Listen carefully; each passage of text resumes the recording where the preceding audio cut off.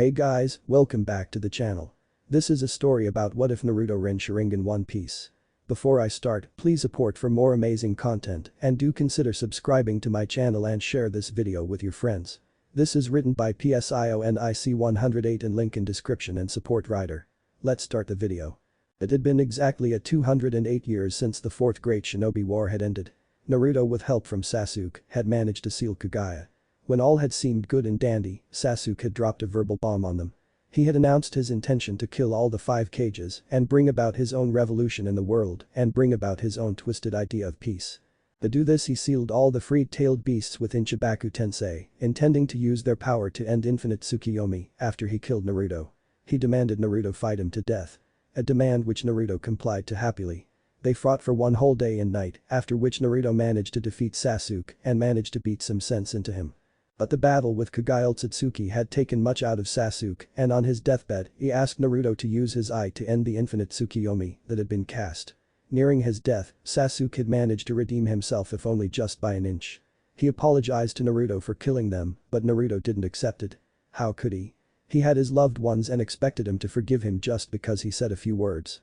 Naruto had implanted the Rinnegan with the help of Kakashi after his fight with Sasuke. Sakura was in pieces after hearing about his death. The Rinnegan of Sasuke was different from the one Naruto had achieved during his teen years. This Rinnegan had 6 tomo split between its first 2 ripples. From what Naruto had gathered from his fight with Sasuke, the tomo would disappear if Sasuke overused his Rinnegan, preventing him from using its full power until it had fully recharged, something that took a very long time. Sasuke was still able to use the powers of his Mangekyou Sharingan with his Rinnegan, but apparently couldn't use them or even form the Mangekyou in his other eye when it was recharging. After a century of living like a hermit, Naruto had forgiven him, if only just to end the cycle of reincarnation of Asura and Indra. A few years down the road, he had managed to deactivate Sasuke's Rinnegan with the help of Fuinjutsu. Naruto now had to live with the 2 different colored eyes. One vibrant blue and the other coal black. After the war had ended, Naruto had become Hokage after Kakashi. His reign was the longest, spanning over 64 years. During his lifetime, all of his friends had passed away. After their death, he took no wife, held no lands nor fathered any children. Many of his friends had died of old age and lived happy lives. Towards the end of his term, or rather the reason for the end of his term, was an incident that had shook Naruto's faith in the shinobi world. After Killer Bee had died, Kumo sealed Gyuki again within Kahaku no Jime, which went against what they had promised after the end of war. All the nations had vowed to not seal any Biju within humans, unless the Biju were willing. Gyuki had chosen to remain with Bee until his death, but after that he was to be freed. To spare Gyuki the wrongful imprisonment, Naruto had resigned as Hokage and went to Kumo to talk Kumo out of it. It turned out that there was a rebel faction within Kumo that didn't agree with Naruto's ideals and had taken over the village, though that didn't surprise Naruto, seeing as Kumo was one of the most militaristic of all the 5 great nations. After having a battle with the rebels and emerging victorious, Naruto sealed Gyuki within himself, which was Ichibi's idea.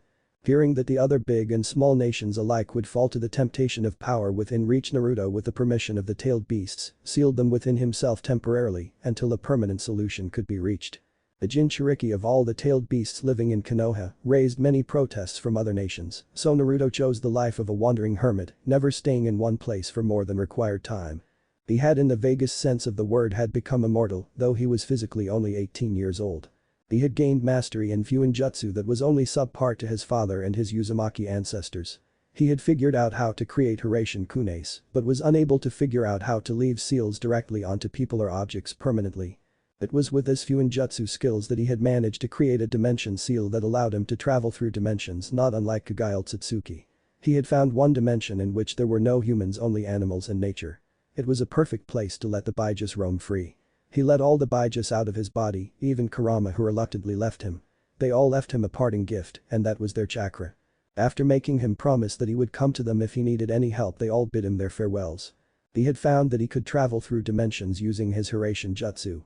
That made him theorize that the dimensions he traveled weren't in different planes of existence, but were separated by space. He had grown weary of this world. He wasn't welcome in most parts of the elemental nations, as they didn't want to risk the ire of other nations by hosting him. So he had decided that he would travel to another dimension and spread his message of peace. He had so many dimensions to choose from. One dimension he had went to had normal humans with no chakra networks, but they were really advanced. They had tall buildings and some cool 4-wheeled automatic vehicles. During one of his travel, he had seen a weird creature with disproportionate body and having a white mask where his face found that interesting, but the creature disappeared when Naruto wasn't paying attention, and he wasn't just going to track it down to satisfy his had also seen people in black hakama-like dressing walking around all the while being ignored by people.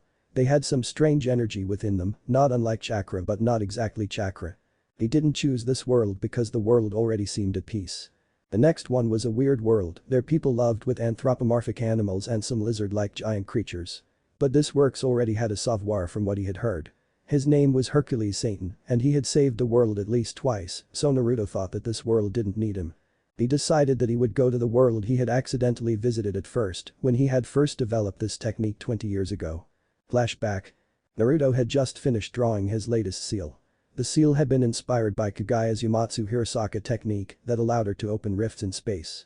He had been working on this seal since he resigned as the Hokage. He was hoping that he would be able to open one rift that would lead to another dimension where he could let Bijus roam free without fear of capture. The seal was pretty big and was not handy, he was hoping to make it compact in future so that he could carry it with himself. Naruto activated the seal and found himself looking at a beach from above. There was a ship anchored on the beach with a pirate's flag being flown on the crow's nest. A little girl was running away from some men chasing her. She tripped on a stone and fell, and soon the men surrounded her. He could only hear some snippets of what they were saying. "Look wau dai ts you devil kai," said one of the men. "Yes yo better will ma pay," declared the other man. "I'm sorry I didn't do anything, believe me please don't hurt me." Naruto had the last part crystal clear.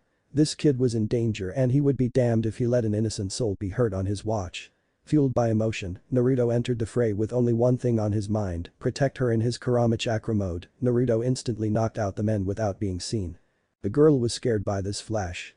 What was that? A golden flash and all the men were down on the ground and then she saw him. It was as if his whole body was clad in yellow flames and they were flickering of his body. She was in a daze, this man had single-handedly defeated the entire crew of Chiskipa pirates and hadn't broken a sweat, not that she could see with all him glowing golden. He asked her if she was okay and she nodded. He asked for her name and she again nodded. She was in a daze. This man had an aura, if she could call him, that was so warm and full of life. She felt that she could live in this glow for her whole life comfortably. "Hey, I asked what your name was."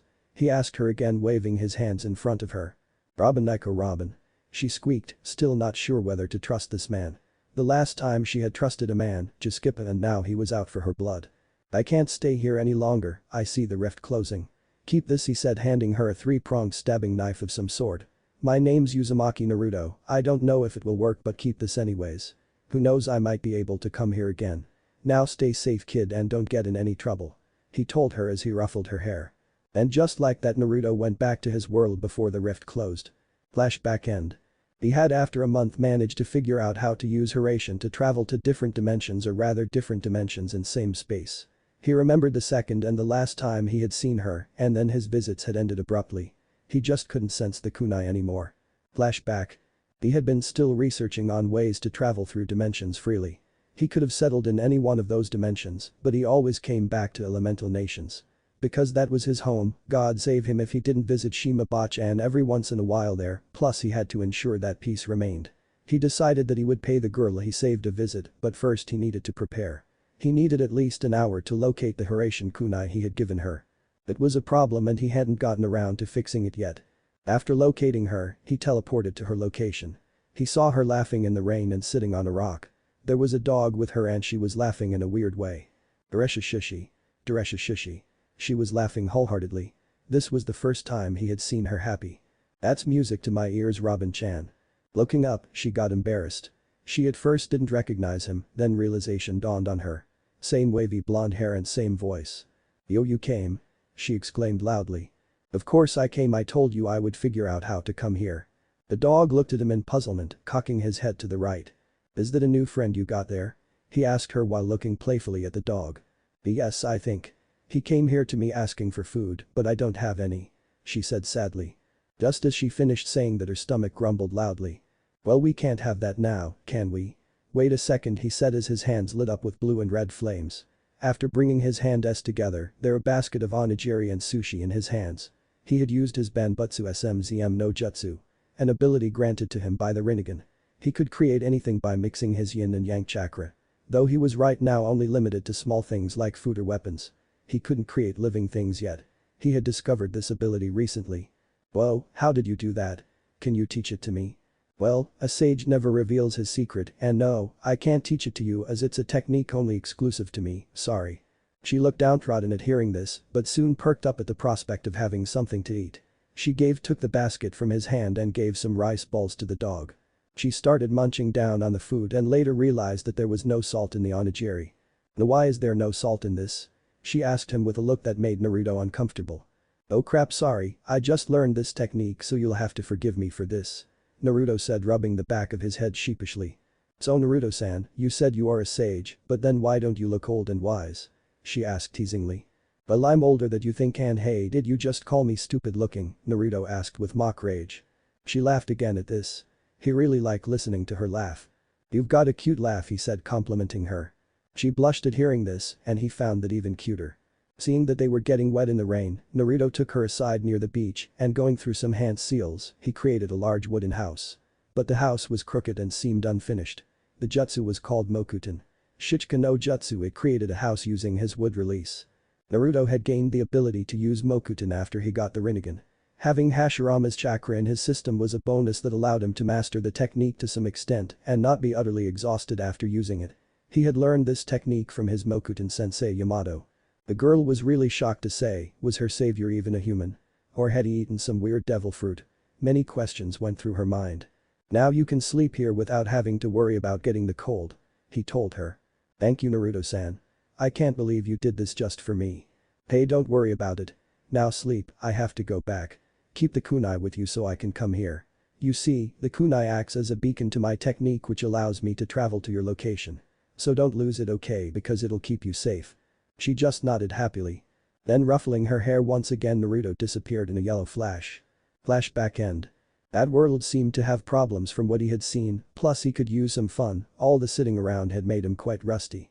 He had figured a way to differentiate the dimensions using his sensory technique. All the dimensional rifts vibrated at different energy frequency. By identifying the frequency he could identify which was which dimension. He decided to open a rift to the dimension where he had met the girl, he just couldn't remember her name now.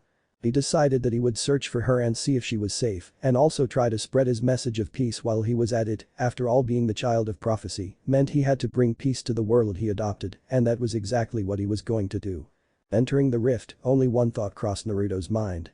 A new world, a new beginning. He exited the rift and he thought something that sounded deep but was just an acute observation. It had been 20 years since he had last visited this world, but things were different then, he had Kurama and the others inside him, but now he was alone. He was also less powerful now that he thought about it. After his fight with Sasuke, he had found himself unable to access the Rakuto Senjutsu. It was like he just couldn't summon the power. This led to him to theorize that when he had all the 9 Bijus chakra in his body, he became a pseudo-Juubi Jinchuriki and thus was granted half the powers of the sage. But after the battle with Sasuke, Naruto had been almost on death's doorsteps. He had exhausted most of his and the other tailed beast's chakra within himself. And that's why he had lost the ability. But now he had the chakra of all 9 Bijus again, maybe he could enter it again, but decided to test it for later. If he could access it, he would have to access in times when the situation was dire and he needed the power the most, and with no Kurama to recharge him when he was down, he would now have to be careful how he flaunted around the power. He also didn't want to go to Kurama and ask him to get back in him as he deserved to be free, but decided to cross that bridge when he arrived there. Now that his train of thought had ended, he realized the situation he was in because he was standing on sea with no land in sight. He had no idea where he could start searching for the girl. Sitting down on the surface of the sea. He started gathering natural energy and within a few moments the area just around his eyes gained orange pigmentation.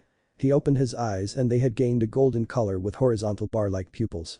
This was his Sennin mode, mixing Senjutsu chakra with his chakra he gained this ability. When he had first started using Sennin mode, he needed to gather natural energy for longer periods of time, which made it impractical in combat situations. He had come up with a workaround using his shadow clones, but that still didn't make it any easier. When he was a freshly minted sage, he needed to pull in the nature energy around him against its flow, but now after years of practice and living with oneness in nature, the energy had started flooding into him as if floodgates had been opened. Now it was just a matter of opening the gates just enough so that he could take the prerequisite Senjutsu chakra within him, and then he closed the gates. It took only mere moments for this to happen. But in a battle the more he used his own chakra, the harder it would get to balance the Senjutsu chakra and would need more concentration. Well, he could still use his Kurama chakra mode, since Kurama had left him buttloads of chakra as a parting gift. It wasn't like the other Baijas had been stingy, but compared to them, Kurama just had tons of more chakra, so he naturally got more from him. Sensing some mild chakra signatures on the level with civilians to the northwest of his position some miles away, he started running towards them from his position. In a few minutes he had covered about 50 miles and had reached his destination. There he saw a horrifying sight. A teenage girl was being chased by pirates. I get a sense of deja vu here. An orange-haired teen was running for her life with a map clutched to her chest. She was being followed by 3 very burly angry-looking men.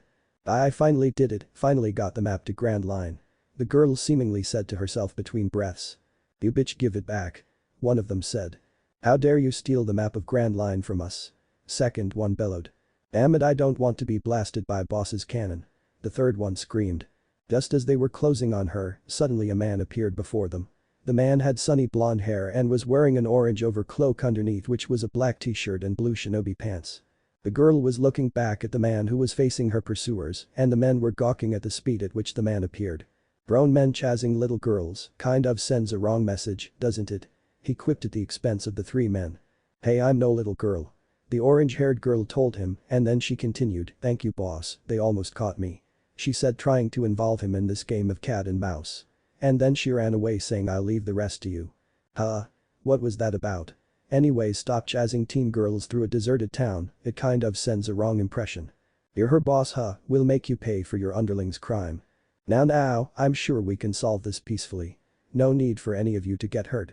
You're just a weakling, huh, trying to talk us out of this. Let's get him, boys. One of them shouted as they charged at him. Naruto jumped over the first charging man and using his head as a base front, flipped with his right hand which sent the charging man meet the ground with his face.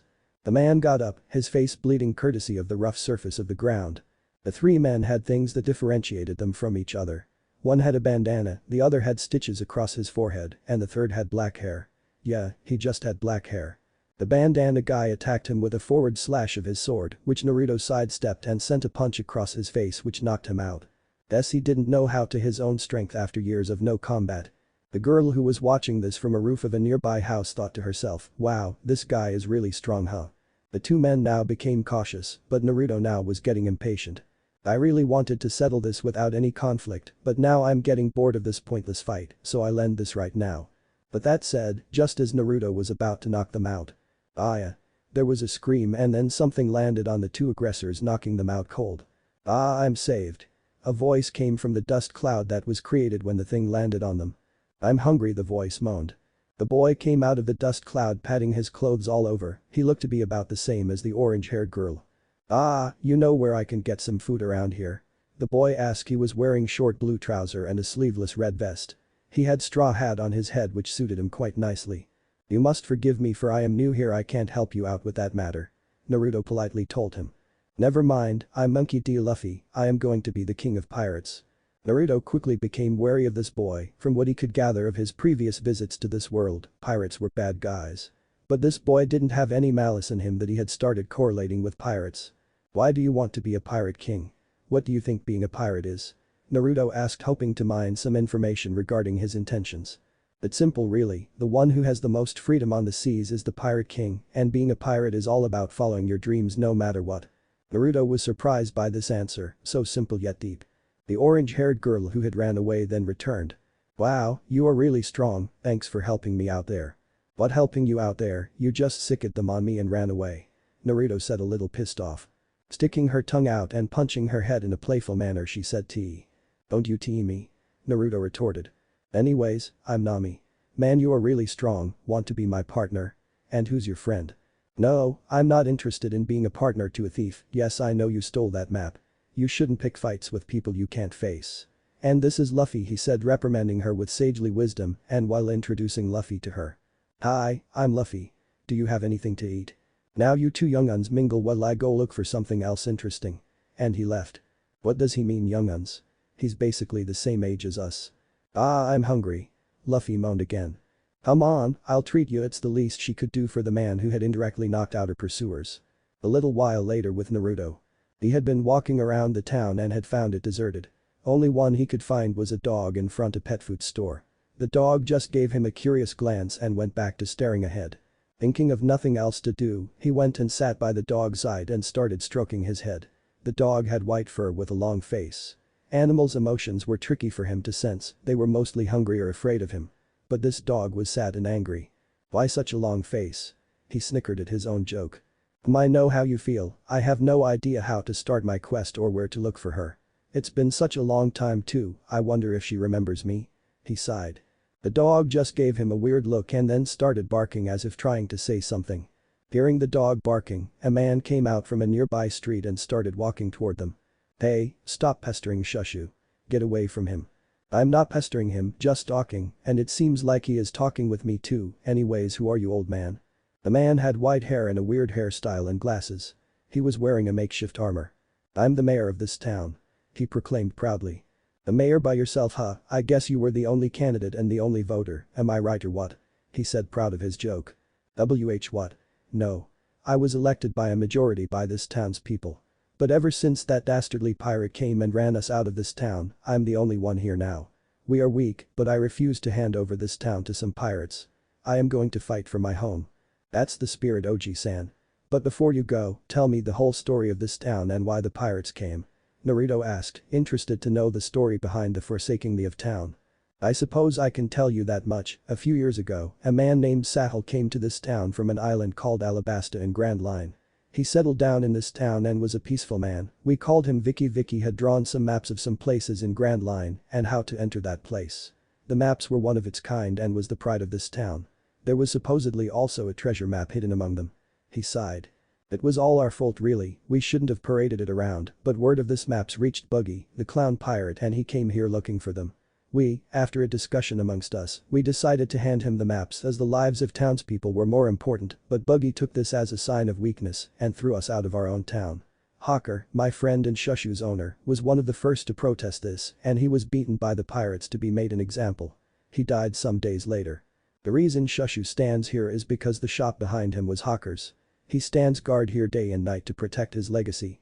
Nowadays the pirates just plunder our food stores and keep blowing up the houses with his cannon. It's deplorable really that we were driven out of here. The mayor finished. I see. Naruto said solemnly. So that's why the town was deserted, why only the Shushu and the mayor were here. I think what you are doing is noble, Mayor-san. More people should be like you, to fight for what matters. He said, and after a pause he continued.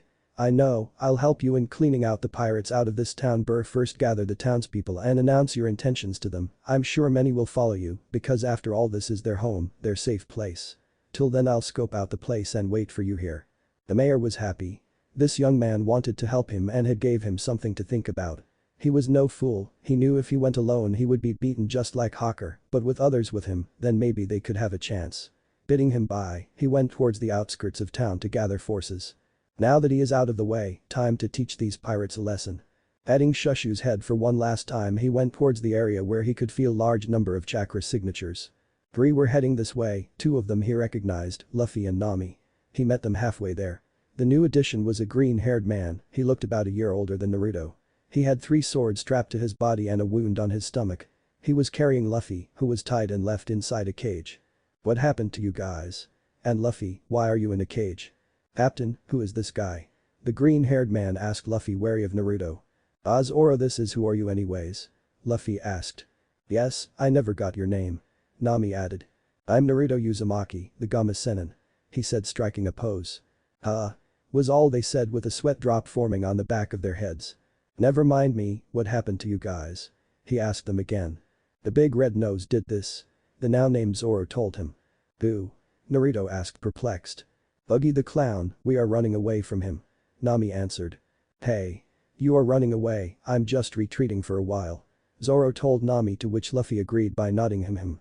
What a coincidence, I'm looking for him. Point me in his direction will you? Why? Why look for him, he's a bad man. Nami asked, suddenly cautious of Naruto. Was he going to join the man? Was he also a pirate? Well, I met with the mayor of this town and he told me of the crimes this Buggy has committed. I've got a bone to pick with guys like him, people who think that if they have power then they can do anything, even take someone's life. I hate people like them and so for that reason I'm looking for him, to teach him a lesson. The way he said it struck a chord within Nami's heart, the conviction with which he said it made shivers go down her spine. It was as if he was talking about her situation, it made her respect him. Well, he's that way. Zoro said, pointing towards his direction. And by the way, do you need help with the cage, Luffy? Naruto asked them. Yes please. I've got it, Nami said, fishing a key out of her pocket before Naruto could act. Anyways, if an old man I makeshift armor comes here, kindly stop him from going ahead from this point, he's a good man and I don't want him getting hurt in the ensuing fight. Naruto told them. Sure, Luffy told him. Well, I sense two people coming this way, I trust that you guys can handle them, Naruto told them and took off in Buggy's direction. With Buggy? Damn, that thief and her boss, Buggy muttered to himself, what are you guys doing gawking at my nose? Go catch them and bring me Arano's head. Captain Buggy. Captain Buggy. The man who defeated the superhuman Domingos is here, he is asking us to surrender peacefully, and he will not hurt us, he says. He also said to give back what we have plundered from the town. Young Naruto greeted them casually as he walked towards Buggy. You've got quite a lot of nerve coming here, get him boys, Buggy ordered them to attack. Within few seconds most of Buggy's crew were lying on the ground, beaten and knocked out. It was so fast that if he hadn't seen this feat he would have considered it a joke by someone. Most of his crewmates were down on the ground. Now will you surrender peacefully or will you have me make an example out of you? He asked casually while picking his ear. Don't worry, sent you, I'll handle this scum who thinks he can just traipse around here. The man was wearing a white and blue checkered scarf. Yes Kabaji, see to it that I'm not disturbed. Buggy told the now named Kabaji. He started traveling towards Naruto on his unicycle and while feigning a forward slash yelled Kyakugi. Kaji Oyaji, blazing breath and breathed fire on Naruto's face. He felt pride soar in his chest at defeating this opponent so easily, but was shocked when he just found a burning log instead of the blonde man. I'll show you how to breathe fire for real, Kaiten, and he breathed out fire that easily dwarfed Kabaji's. It was just simple fire manipulation really, not even a real jutsu. The end result was Kabaji rolling on the floor, trying to put out the fire. But before he could get up, Naruto kicked him in the head which sent him flying into a wall. Now surrender peacefully and I'll take you to this world's authorities, that's option A, and if you resist, I'll still take you to the authorities, but with a broken body, that's option B, the choice is yours. I'll choose option C, I'll just kill you and get away scot-free. He said as he lunged at Naruto. I see you chose option B, Naruto said to him as he sidestepped his attacks and danced circles around him. Getting really tired of him not able to land a strike, Buggy disbanded his body into pieces and flew towards him, intending on surprising him with this attack. Naruto was to say the least surprised. He had seen weird abilities, but this one took the prize. The moment of surprise cost him time which he could have used to dodge the attack. The sword made contact with Naruto's chest and broke into pieces. The reason was that Naruto hadn't yet exited the sage mode he had entered when he came to the island. Wow! How is this possible? Buggy exclaimed. It's a little thing that I have called Senin mode. It augments my physical capabilities to superhuman levels. But enough of that. It's time for you to go to sleep, Naruto said as he grabbed his head and smashed it into his forehead. Buggy was knocked out instantly. Luffy and his friends who were watching this were floored. This man had just single-handedly defeated a man with 15 million Beely bounty, as if it was child's play. Then they remembered that they were running away from the townspeople for knocking out the mayor. Naruto, who saw them, started running with them. Why are we running? He asked innocently. Because this idiot, Nami said, pointing towards Luffy, knocked the man you ask us to keep an eye out for. What? Naruto screamed out in rage. He knew Luffy would not do something like this for no reason, but he was just angry now. Stop, Naruto said, holding out his hand, and they all stopped instinctively. We are going to talk this through with the villagers and clear the misunderstanding. First of all, why did you knock him out, Luffy? Well, he was going to enter the fight that you were fighting, and when the villagers asked if I knocked him out I just said yes. Ah, that was exactly what I asked you to do, but you could have just restrained him, no need to knock an old man out. Imitating Nami's previous T expression, Luffy said T. Don't T me, you idiot. Naruto almost cried out, asking gods what he did to deserve to be in such a situation. Hey. You, stop, a villager who noticed them cried out. They stood there until he reached them. You will pay for attacking Boodle-san, he himself will sentence you as the mayor. Just then the mayor appeared out of the now forming crowd among them. It's you, boy, I came searching for you, but you were not there, then this boy attacked me saying I couldn't interfere in the fight. He addressed Naruto. Mayor-san, I assure you this is all just a misunderstanding. I went to face Buggy and asked this guys to not let you go there as you might have gotten hurt, but my friend here used excessive force by accident and thus you were knocked out. Tell you what, as a compensation you can collect the pirate's bounty and his treasure for yourself and repair the town, I won't collect it. That sounds reasonable. Hey, what are you doing, Naruto? We could use the money. Nami asked him. Nami, this people had been oppressed by the pirate and some even lost their lives. I can't just take their one chance of regaining their lives back from them. They need the money and plus I'm sure Luffy will agree with me too, am I right Luffy? Yeah, just give us meat and we are good. Yo, you selfless idiots, Nami huffed but understood the situation somewhat since it was similar to her own situation back home. Hey Naruto. Luffy addressed him. Huh? Naruto, who was taking a nap on the small boat they four were in, replied asked. Join my crew now. Luffy, well I would love to be your nakama, I just came here a day back. I need time to think about who I ally myself with, please forgive me for declining your offer right now. But tell you what, I'll surely think about it. After which he went back to his nap. Luffy, who normally would have kept on pursuing the subject, decided to let him have time to think. Nami, who had been observing this, felt a sense of relief spread in her chest as she saw him decline his offer to be a pirate. While she didn't have anything against Luffy, she didn't exactly have good history with pirates. Zoro was napping blissfully unaware that this conversation ever happened. If we head south there is a small inhabited village there, maybe we can find a good ship there. Nami told them as she was looking over a map. Ah, time to eat some meat. Luffy exclaimed at hearing the news regarding an inhabited village. You see, the past few days that they were on the small boat, they had been eating only fruits as fruits were the only thing that had yet to go bad from heat. Some steak would be nice. Zoro chimed in. Some ramen would be good too. Naruto added. It seemed these past years hadn't affected his appetite for ramen. DRRH, you guys only think about eating and drinking? Nami asked. Yes, replies Luffy. Naruto was in thinking his pose, thinking back on his fight with Buggy, the ability he had used was different than what he had seen back on his world. He wondered if there were more people who could separate their body into parts. Was that a Kekkei Genkai of Buggy's or some common technique in this world? Nami, who had been taking peeks at Naruto ever since they left Orange Town, noticed him deep in thought. Scooting closer to him she asked. What are you thinking about, Naruto? Ah. Oh, nothing, it's just that when fighting with Buggy, he used this weird technique. He split his body into different parts and attacked me, you saw that right? So I was wondering how he did that. Naruto, who was roused of his trance, told her. Oh, that? I think I know how he did that, he must have eaten a devil fruit that granted him those abilities. Devil fruits? Naruto asked, puzzled. You know, devil fruits, fruits that grant people who eat them abilities. Like Luffy here, for example, has eaten Gomu Gomu no Mi. That fruit changed his body to that of a rubber. Oh, I see, so it can change your body like it did with Buggy and Luffy. Is that the extent of it? Well, yes, basically, but there are 3 types of fruit, namely Paramecia, which is what Luffy ate, and then there are Zone and Loja types. Loja is said to be strongest as you can't physically hurt them. But they all have one weakness, they can't swim, and in sea's water their strength is sucked out of them. Why don't you know about this? It's common knowledge.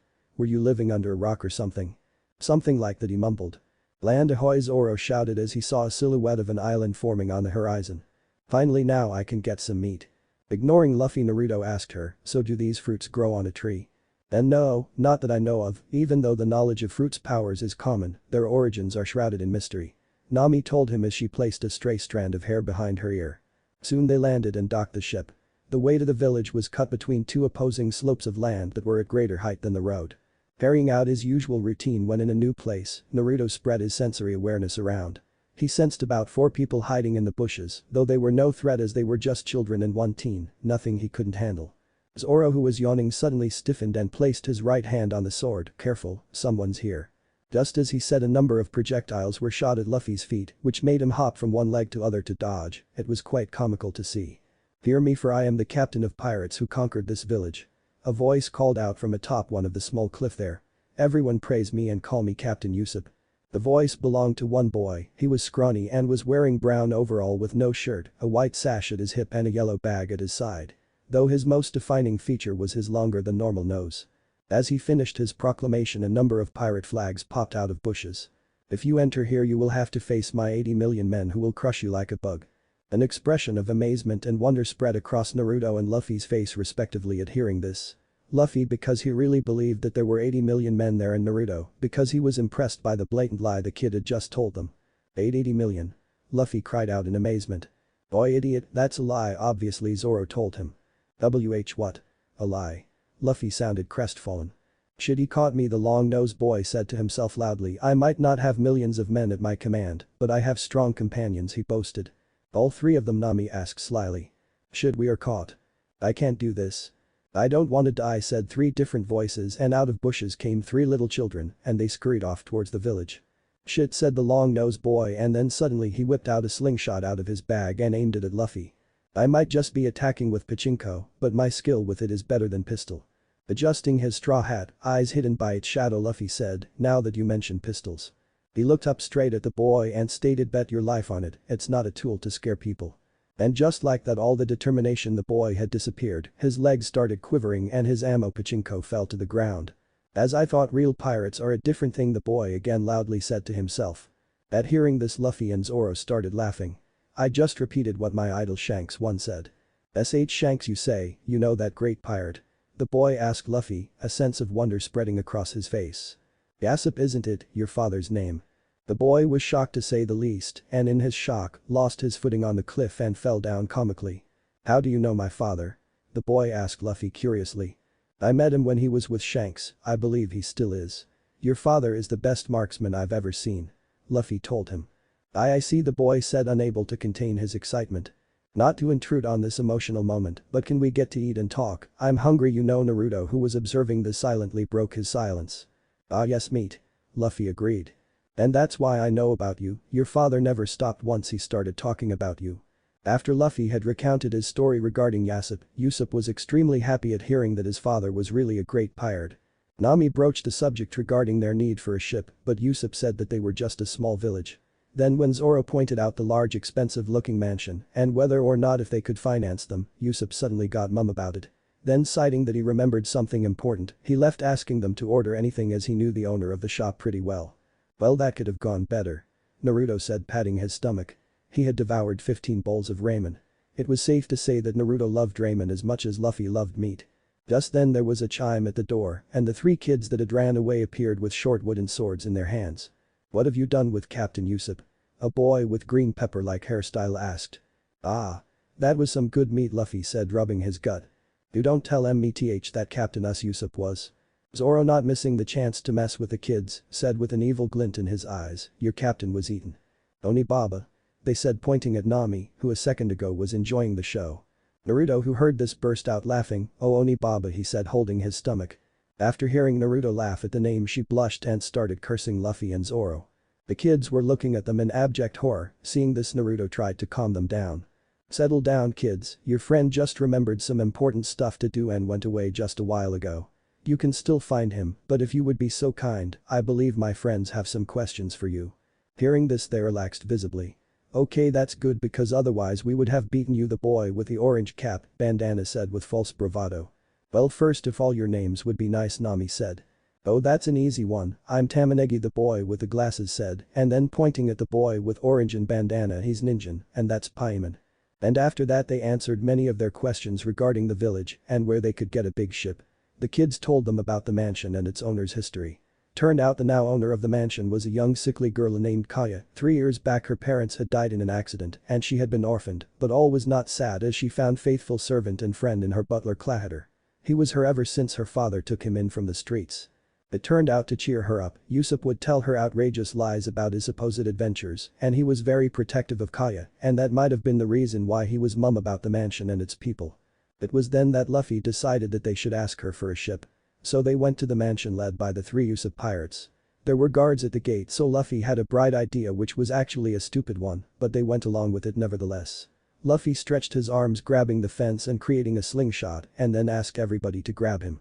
And then they flew up and later came crashing down on the other side of the fence by a tree on which Usopp was sitting. Naruto was the only one who landed gracefully. Using his mastery over wind, he glided down like a badass while carrying the 3 kids safely down. Kaya and Usopp were surprised to see them. "Who are they?" Kaya asked Usopp, a bit afraid of the strangers. "Don't be afraid. They are people who heard about me and have come to join me," Usopp lied. "That's not it. I have a favor to ask you," Luffy told the girl. "A favor, from me?" Kaya asked, surprised. "Yes, we need a big ship," Luffy stated, spreading out his arms to signify big. "You there, what are you doing here?" a man within a black suit and with glasses asked as he walked towards Clahater. "You are trespassing here and causing trouble," he told them. Now Butler-san, we are just trying to ask the Oju-sama here a favor," Naruto said, trying to ease in the tension. "For all I care, you might as well be begging."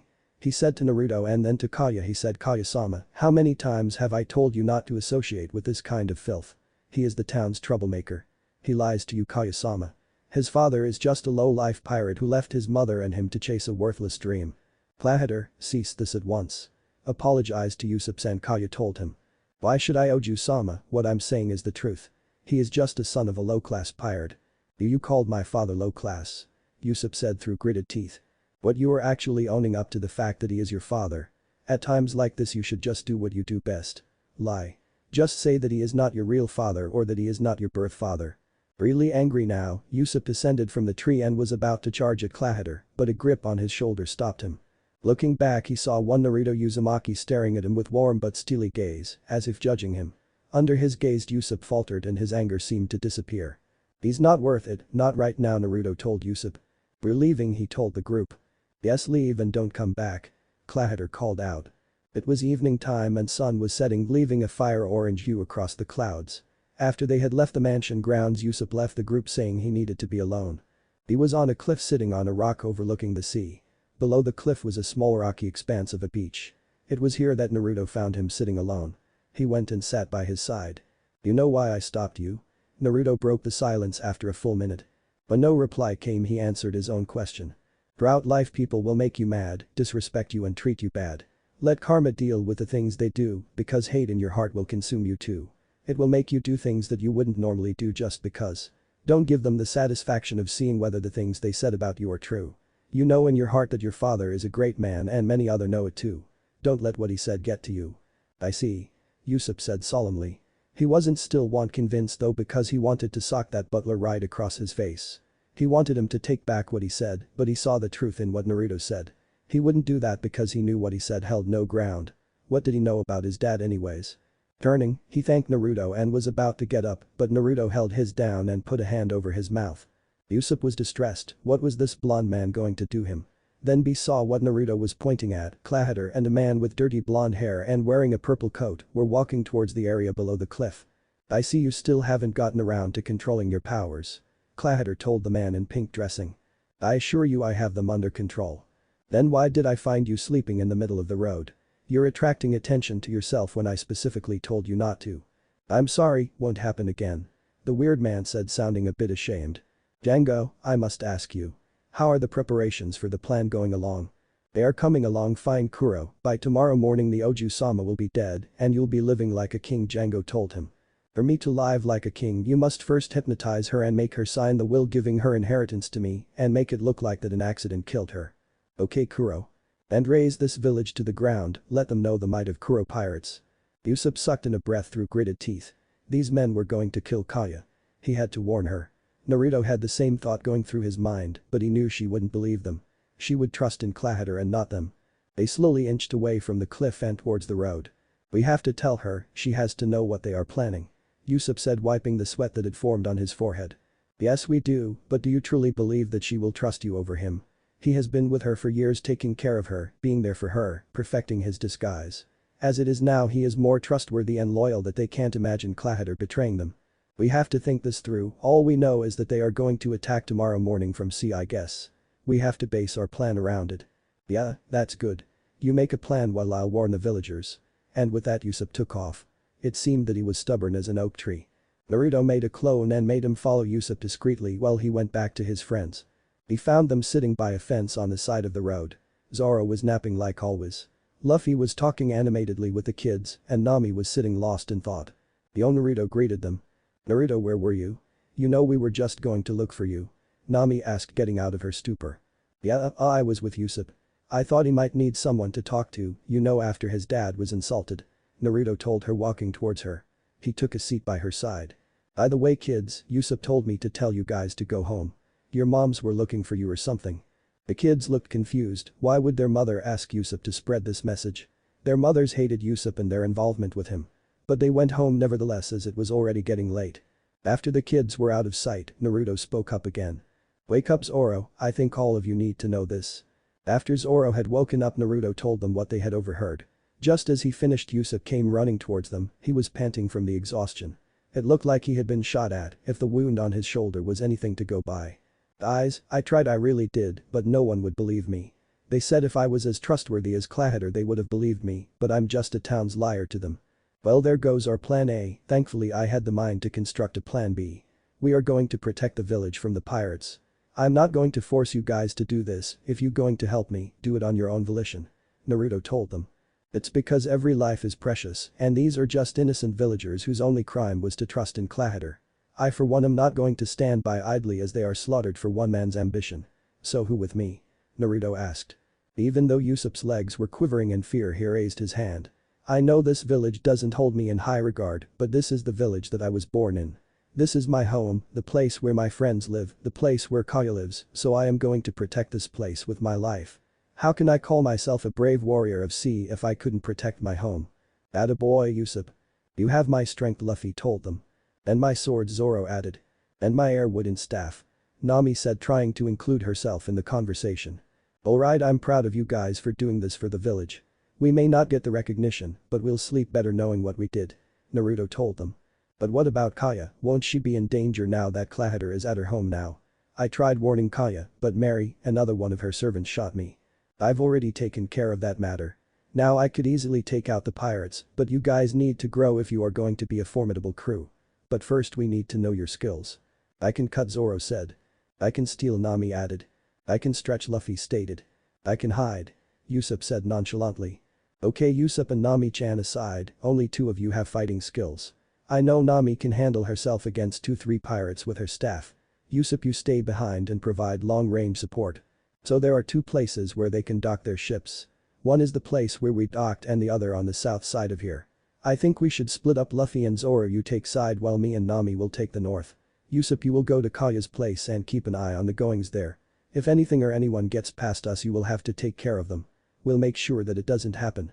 If the pirates don't land on the either north or south side of the village, the respective team will go and back the other one. Anyone have anything else to add? He asked them. But the collective no, the plan was set in motion. Now they just had to wait for the morning. The sun came up over the horizon and thus the day began. Everything was silent, as if the Mother Nature was spectating what was going to happen. No birds were singing and no crickets were chirping. The only sound was of the wind cutting through the cliffs on either side of the road. The sea was void of any vessels traversing through it and Luffy was getting bored. He wanted to fight strong people and test his mettle. Zoro too wanted that. Maybe they should have opted and taken the northern slope where the action was maybe happening. They decided that they had waited enough and they started moving towards the northern slope. 3 hours later. Luffy and Zoro arrived to the side of the slope filled with unconscious pirates tired in bunches.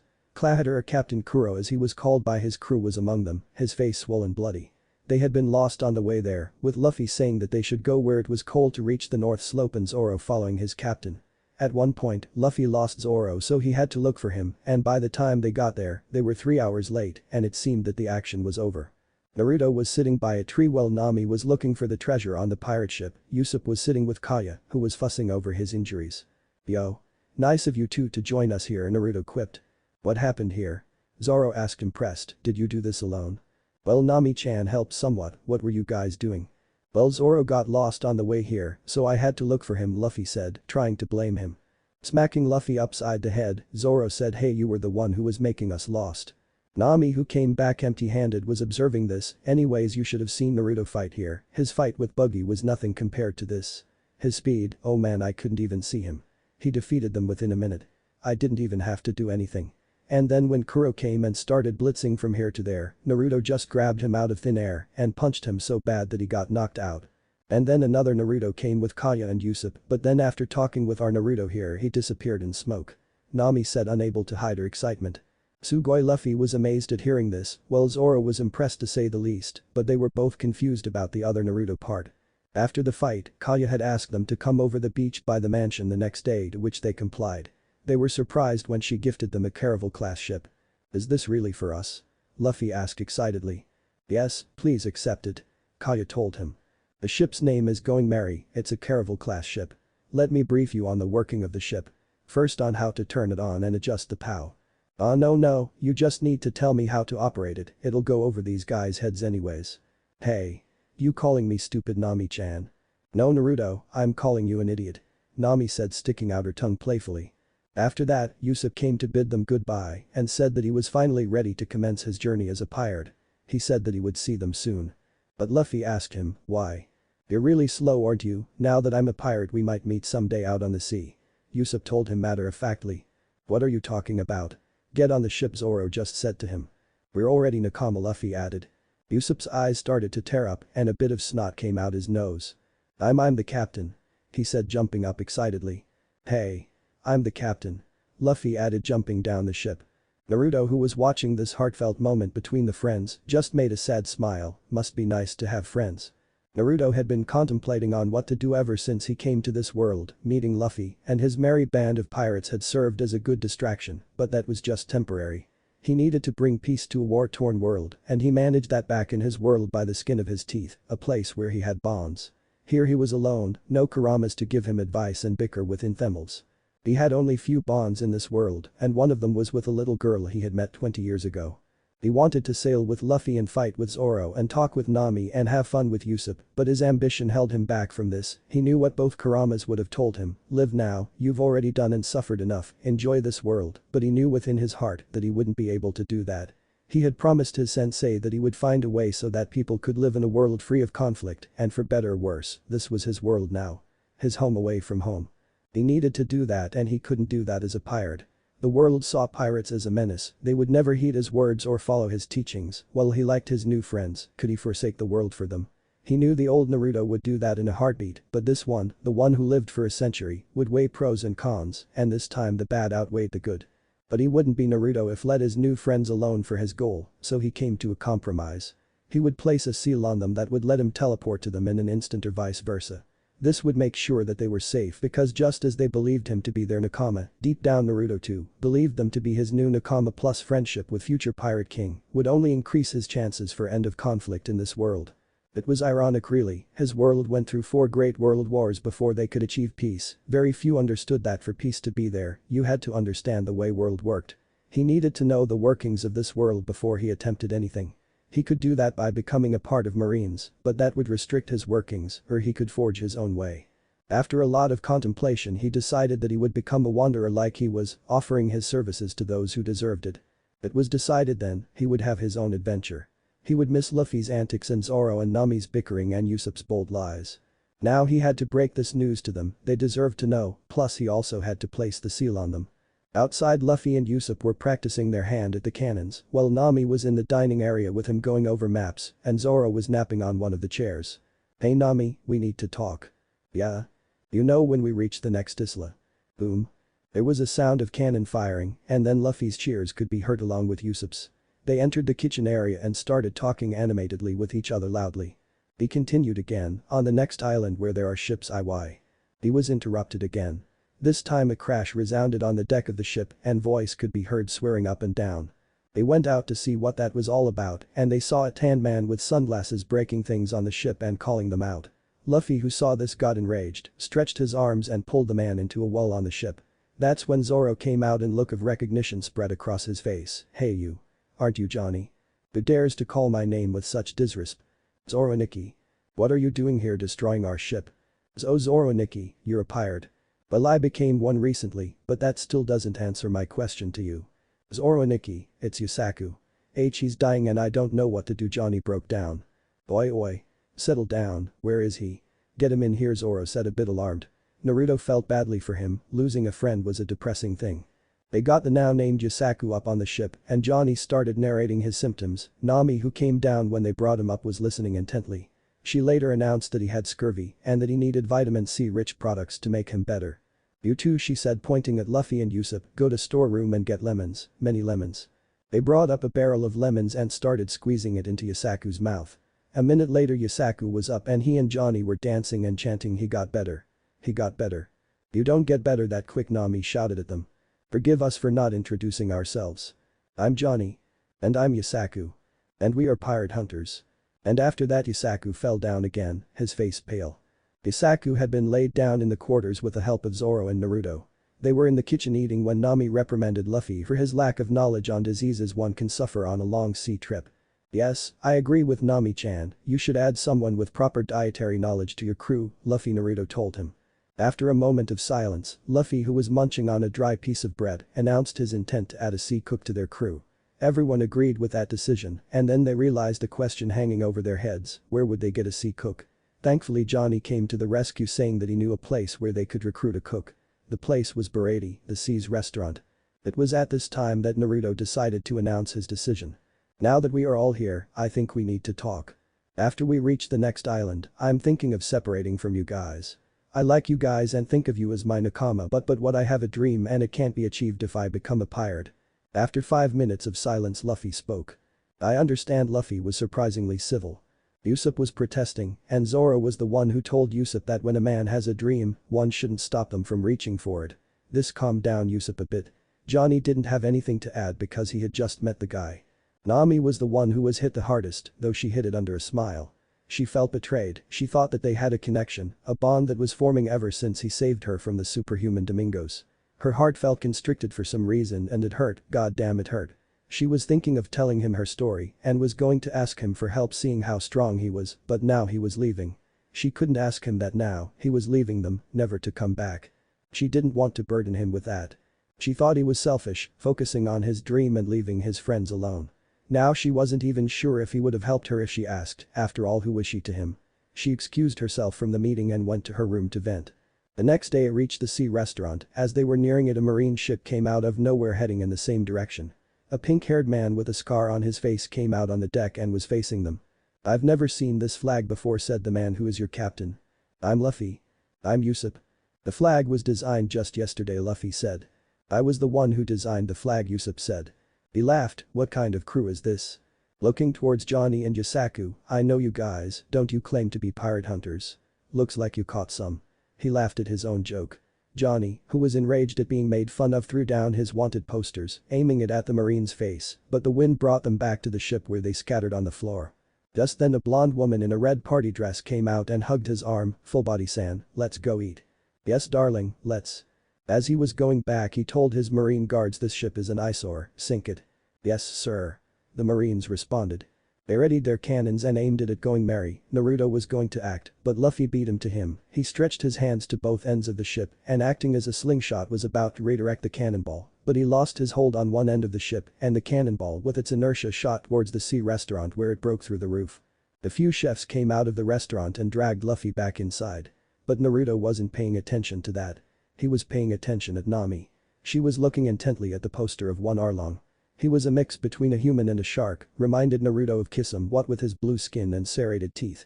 Over the years Naruto had mastered the art of body language and so he could read other people using that, not that he needed to anyways, as he had his emotion sensing ability, but he didn't like to use it on friends as it was paramount to reading their minds. Nami was enraged and scared, her teeth were gritted and was nose flaring. Her body was stiff as a cardboard and her heartbeat was fast. He caught that last part due to his enhanced senses. She was reacting almost murderously to the poster. It seemed that she hated this pirate for some reason. Going over to her side, he put a comforting hand over her shoulder and she tensed a little. He gave her a comforting smile and she relaxed. Her eyes were watery, almost on the verge of tears. Naruto was about to say something to comfort her, but she excused herself from the deck. Naruto had noticed ever since he announced his intent to go separate ways, Nami had been avoiding him. They were inside the restaurant waiting for their food. It turned out the owner of the place had made a deal with Luffy. He would work here for a year and the owner would then forgive him. Naruto and the others had gotten tired of waiting for him on the ship and had entered the restaurant. They were met with a scene of the marine full-body being beaten to shit by one man in a suit and tie. He was a blonde man and from what Naruto could see, his eyebrows curled into a spiral. The man in the suit was stopped by the cooks and another cook who came out of the room started a verbal fight with the man in the suit on how to treat paying customers. Just then a marine came inside and informed Fullbody that the pirate Jin of Don Krieg's crew had escaped and killed 9 marines. Just then Naruto quickly tackled the marine and just as he tackled him, a shot was fired. Fortunately for the marine, Naruto was fast enough to save him from the gunshot. The marine thanked him reluctantly, what with being saved by a pirate. The man named Jin took a seat on of the tables and ordered food. When asked if he had money to pay for it, he pointed his gun at the cook. He was severely beaten by the cook for that, while the other patrons cheered him on. After a few minutes Luffy entered the room wearing a waiter's outfit and started serving them. Zoro cracked a few jokes at his expense which Luffy got enraged at. To make Zoro pay, Luffy picked his nose and dropped his booger in Zoro's glass when he wasn't looking. Nami, Usopp and Naruto were trying to hold themselves from laughing out too loudly so as not to alert Zoro. But it seemed he had caught on what was happening and forced the contents of the glass down Luffy's throat. Nami and Usopp were banging the table whilst laughing, and Naruto had a serene smile on his face. He would miss these antics in them when he separated. Just then the man in the suit came back, got on his knees while holding a rose, and started admiring Nami's beauty, and Luffy told them that this man whose name was Sanji was their new cook. Luffy and Sanji had a fight amongst themselves, with one saying that he is not their cook, while Luffy saying that he refuses to accept him as not his cook. Just then the owner came and dragged both of them to kitchen. It was the afternoon of the fourth day there, and Luffy was still working as a waiter. Usopp and Zoro and Nami were inside, but Naruto went back to the ship. All that eating had made him drowsy, so he went for a nap. Naruto woke up and stretched his arms, yawning he got up. That was the best sleep he had in days, he thought. Getting outside on the deck, he was expecting it to be still docked in front of Baratie, but he was surprised to see that the ship was docked by land. He extended his senses to encompass the ship and found out that he was alone on it. Did they leave and forgot to wake me up? He thought. Anyways, he was getting tired of being on the ship. He needed some solid land under his feet now. He got out of the ship and onto the land. He walked for a few minutes and entered what used to be a town, but the strange thing was that it was deserted of any living things, and all the houses were upturned. Hey you. Who are you? Naruto Uzumaki, the wandering sage, Naruto said, striking a pose. The man who questioned him looked like a mix of human and a fish, like the pirate in the poster that Nami had. Have you seen a suspicious long-nosed boy here? Naruto then noticed Usopp hiding inside the rubble. He was motioning to keep his lips pursed and voicing shhh. Have I? No, I can't say I have, sorry. What are you doing here anyways? Don't you know Arlong-san has forbidden anyone from coming here? Oh, has he? I must apologize, I just arrived here and I didn't know that. I'll leave now. He said, turning around. Who said you could leave? Once you entered this island, you can't leave. Now do you have 100,000 bili to pay as ransom? The fishman asked. Why would I need to pay a ransom? Naruto asked curiously. It's because for you to live, you need to pay up. Now do you have money? He asked, getting irritated with this polite human. I'm afraid I'm quite broke. What would one do in such a situation? Naruto asked, curious to know what would happen. The fishman unhooked the sword strapped to his hip and took a step forward. In that case, you die. He said with glee, and he charged at Naruto. Naruto just caught the sword mid-swing. He applied a little force to the sword and it broke into pieces. Usopp was amazed at this display.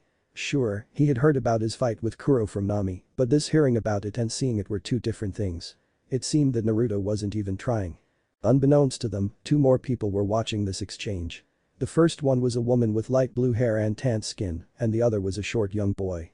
They were watching in horror and one in glee as the blonde man fought the fishman. Back to Naruto, he said, now why would you do that? I believe we were having such a great conversation. Why would you attack me now? Shut up, you stinky human, you dare to fight me. I'll show you the might of fishmen. And then he got into a stance that resembled a weird taijutsu stance back on Naruto's homeworld, and he attempted to punch Naruto in the gut, but Naruto dodged that by sidestepping and then getting behind the fishman karate chopped him on nape of his neck, effectively driving him unconscious. As soon as he fell to the ground, Usopp came out of the hiding and started dancing around Naruto, seemingly happy that the enemy had been taken care of. Just then the two spectators entered the area. Awesome. You taught that fishman a lesson. The little boy said. You shouldn't have done that. Now when he gets back up he's going to tell Arlong and Arlong will tear up this island to look for you. The light-haired woman said. Well, he didn't give me a choice. It was either that or get hurt, and I'll almost always chose not to get hurt unless there are other circumstances. Turning towards Usopp, he asked, where are the others? I woke up and you were all gone. What? You mean to say that you and Nami didn't plan this? Usopp asked. Plan what? Naruto asked him back, confused. You know, after you went inside the ship after a while Nami followed you, and then later Johnny and Yusaku came inside the restaurant, saying that Nami had pushed them into the sea and stolen the ship. I thought you and her were in on this. But nonsense, I was feeling drowsy, so I came to the ship for a nap. I just woke up and came here, and then I met the fishman and you, Naruto told him. We better make ourselves scarce, we don't want to be here when he wakes up. The woman told them. Come with me, I know a place where we can lay low. They followed her outside the village and into the forest. There in the midst of the trees there was a modest house, it felt homely. Surrounding it were tangerine groves with oranges were growing on some of them. She motioned for them to take a seat. You should leave her alone.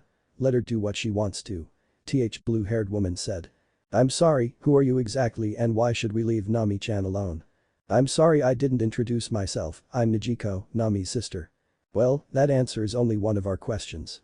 You should leave her alone, Nami won't like you people meddling in her affairs, that's why I'm telling you to leave her alone. Oh, you're her sister? Usopp cried out. For better or worse, she's one of my precious people now, and even if she herself wanted to, she couldn't keep me away from her. I wouldn't say that, she's handled herself quite well for years, and now she's so close to her dream, please don't meddle in her affairs at this crucial time. I know you defeated that fishman quite easily, but Arlong is on whole another level. You won't be match for him, and Nami would lose another friend. She pleaded to him. Naruto wanted to snort at that, even back on his world, people would be hard-pressed to find a man that could give him a good fight, let alone defeat him, and here Nami's sister thought that this Arlong would defeat him. But he couldn't blame her, it seemed that this Arlong had created a deep-seated fear towards him. What he did to do that Naruto had no idea, but he must have done something horrible. Naruto thought that he would do Nezuko told him for now. If what she said was true, and if it regarded her dream, then he thought he would wait until she needed him. He had a plan in mind. I'm going for a walk. But there are fishmen out there, Naruto, what if they find you? Usopp asked, seemingly concerned. Believe me, Usopp, when I say that they won't find me. Take care and try not to get into any trouble. And with that, Naruto left the house. He's gonna die if he thinks he can defeat Arlong, Nezuko told them. I believe in him, he might not look like it, but he's really strong. He saved my village from pirates. Usopp told her. Naruto first went to the place where he had fought the fishman, fortunately for Naruto's plan he was still knocked out. Biting his thumb with enough force to draw blood, he wrote a blood seal on the fishman's head. One of the characters was kanji for hold. With a few shorthand seals he activated the seal. Then he dragged the fishman into one of the upturned houses and hid him behind some rubble. Now for the next part, he did a quick hand seal, and Naruto was the spitting image of the fishman he just hid. He closed his eyes and a second later they gained orange pigmentations around his eyes. Sensing the place with most chakra signatures, he started walking towards the place. He released the Senin mode. He could differentiate them because the signatures were on level with academy level students, with 2-3 being Genin level and 1 being Chunin level. He walked for a while and came upon a set of imposing gates, he opened them and entered. Met with a sight that would have made a normal man flinch, Naruto walked forward. There were bodies of unconscious fishmen lying around, some with cuts across their bodies. Naruto didn't need to be a detective to figure out that it was all Zoro's work. He went by the fountain and sat by it. Minutes later, a human and an octopus hybrid came by and started anguishing over his fallen comrades. When he noticed Naruto injured as a fishman, he came over to him. "Maki, who did this?" he asked, Naruto enraged. "I don't know, I just came here now. I was chasing a human, but he disappeared on me. So I came by here. Whoever did this, I'll make them pay," the octo-hybrid told him with determination burning in his eyes. Naruto remained silent. After what seemed like an hour of lollygagging for Naruto, Arlong came by seemingly enraged. He got angrier when he saw the situation of his crew. His other crew members that came with him placated him lest he destroy their base in a fit of rage. Minutes later, Nami came by and she talked with Arlong about something. They were whispering so he couldn't hear them properly, so Naruto went and sat near them. After a while, a group of fishmen came dragging a screaming Usopp, who they tied and set him by the pool that entered the sea. "So this is one of the fools who followed you here, hoping to get you back?" Arlong asked Nami. She didn't respond, just looked at Usopp. "Nami, you don't have to do this. You know Luffy and Naruto can help, just come back with us." Usopp pleaded with her. "You truly are a fool, Nami is the kind of woman who will betray even her family for money." Arlong laughed while telling this to Usopp. Naruto, who was observing this, noticed Nami clenching her fist and gritting her teeth. It seemed like she didn't agree with what Arlong said, and neither did Naruto for that matter. "Nami, kill him. Show us your loyalty," Arlong commanded her. Gladly, Nami said through her teeth. "Nami, don't do this, you're not like this. Please don't do it," Usopp cried out. Just as Naruto was about to act, though he knew Nami would never kill Usopp, these other people would, so as he was about to swoop in and escape with Usopp, Usopp dropped a smoke bomb trying to escape. But just as Naruto relaxed, there was a sound of flesh being stabbed and Usopp was dropped into the pool. He couldn't believe that Nami had done that, she had attacked Usopp. Jumping into the water, he startled the other fishmen. He swam towards where Usopp's dying self should be, but found Usopp hastily swimming away. Sensing other fishmen following him, Naruto grabbed Usopp by his waist and created a Rasengan in the other hand, which he projected into a beam 1, and his speed increased enough that he was able to leave the following fishmen in the dust, or in this case bubbles. Naruto and Usopp were on dry land, drying themselves off. When he had brought them onto the land, Usopp was scared of him, the reason being Naruto was still in his disguise. After disengaging the hinge, Usopp calmed down considerably. He explained to Naruto that Nami had stabbed her hand and made it look like as if Usopp had been stabbed. Naruto wanted to curse himself for doubting Nami, he felt like he betrayed her for some reason. Anyways, his cover was blown, so he couldn't go to Arlong Park again, not unless he wanted to fight his way through, which he didn't have any qualms about. That's when they saw a flying boat moving at high speed towards them. Naruto grabbed Usopp and they were out of the way in an instant. The ship went flying over the land and into the forest. They decided to see who it was, though Naruto knew only one person capable of such antics. They found Luffy, the cook Sanji and Yasaku on the broken ship. Just as they were getting out of the ship, Zoro arrived asking them what took so long. Just as they regrouped, a frantic Johnny came running by. Nami and Eki killed Usopp and Ikki, she stabbed high. Johnny's face was horror-struck, his mouth agape and his face pale white, it was almost as if he had seen a ghost. He was looking at Usopp and was trying really hard to form words.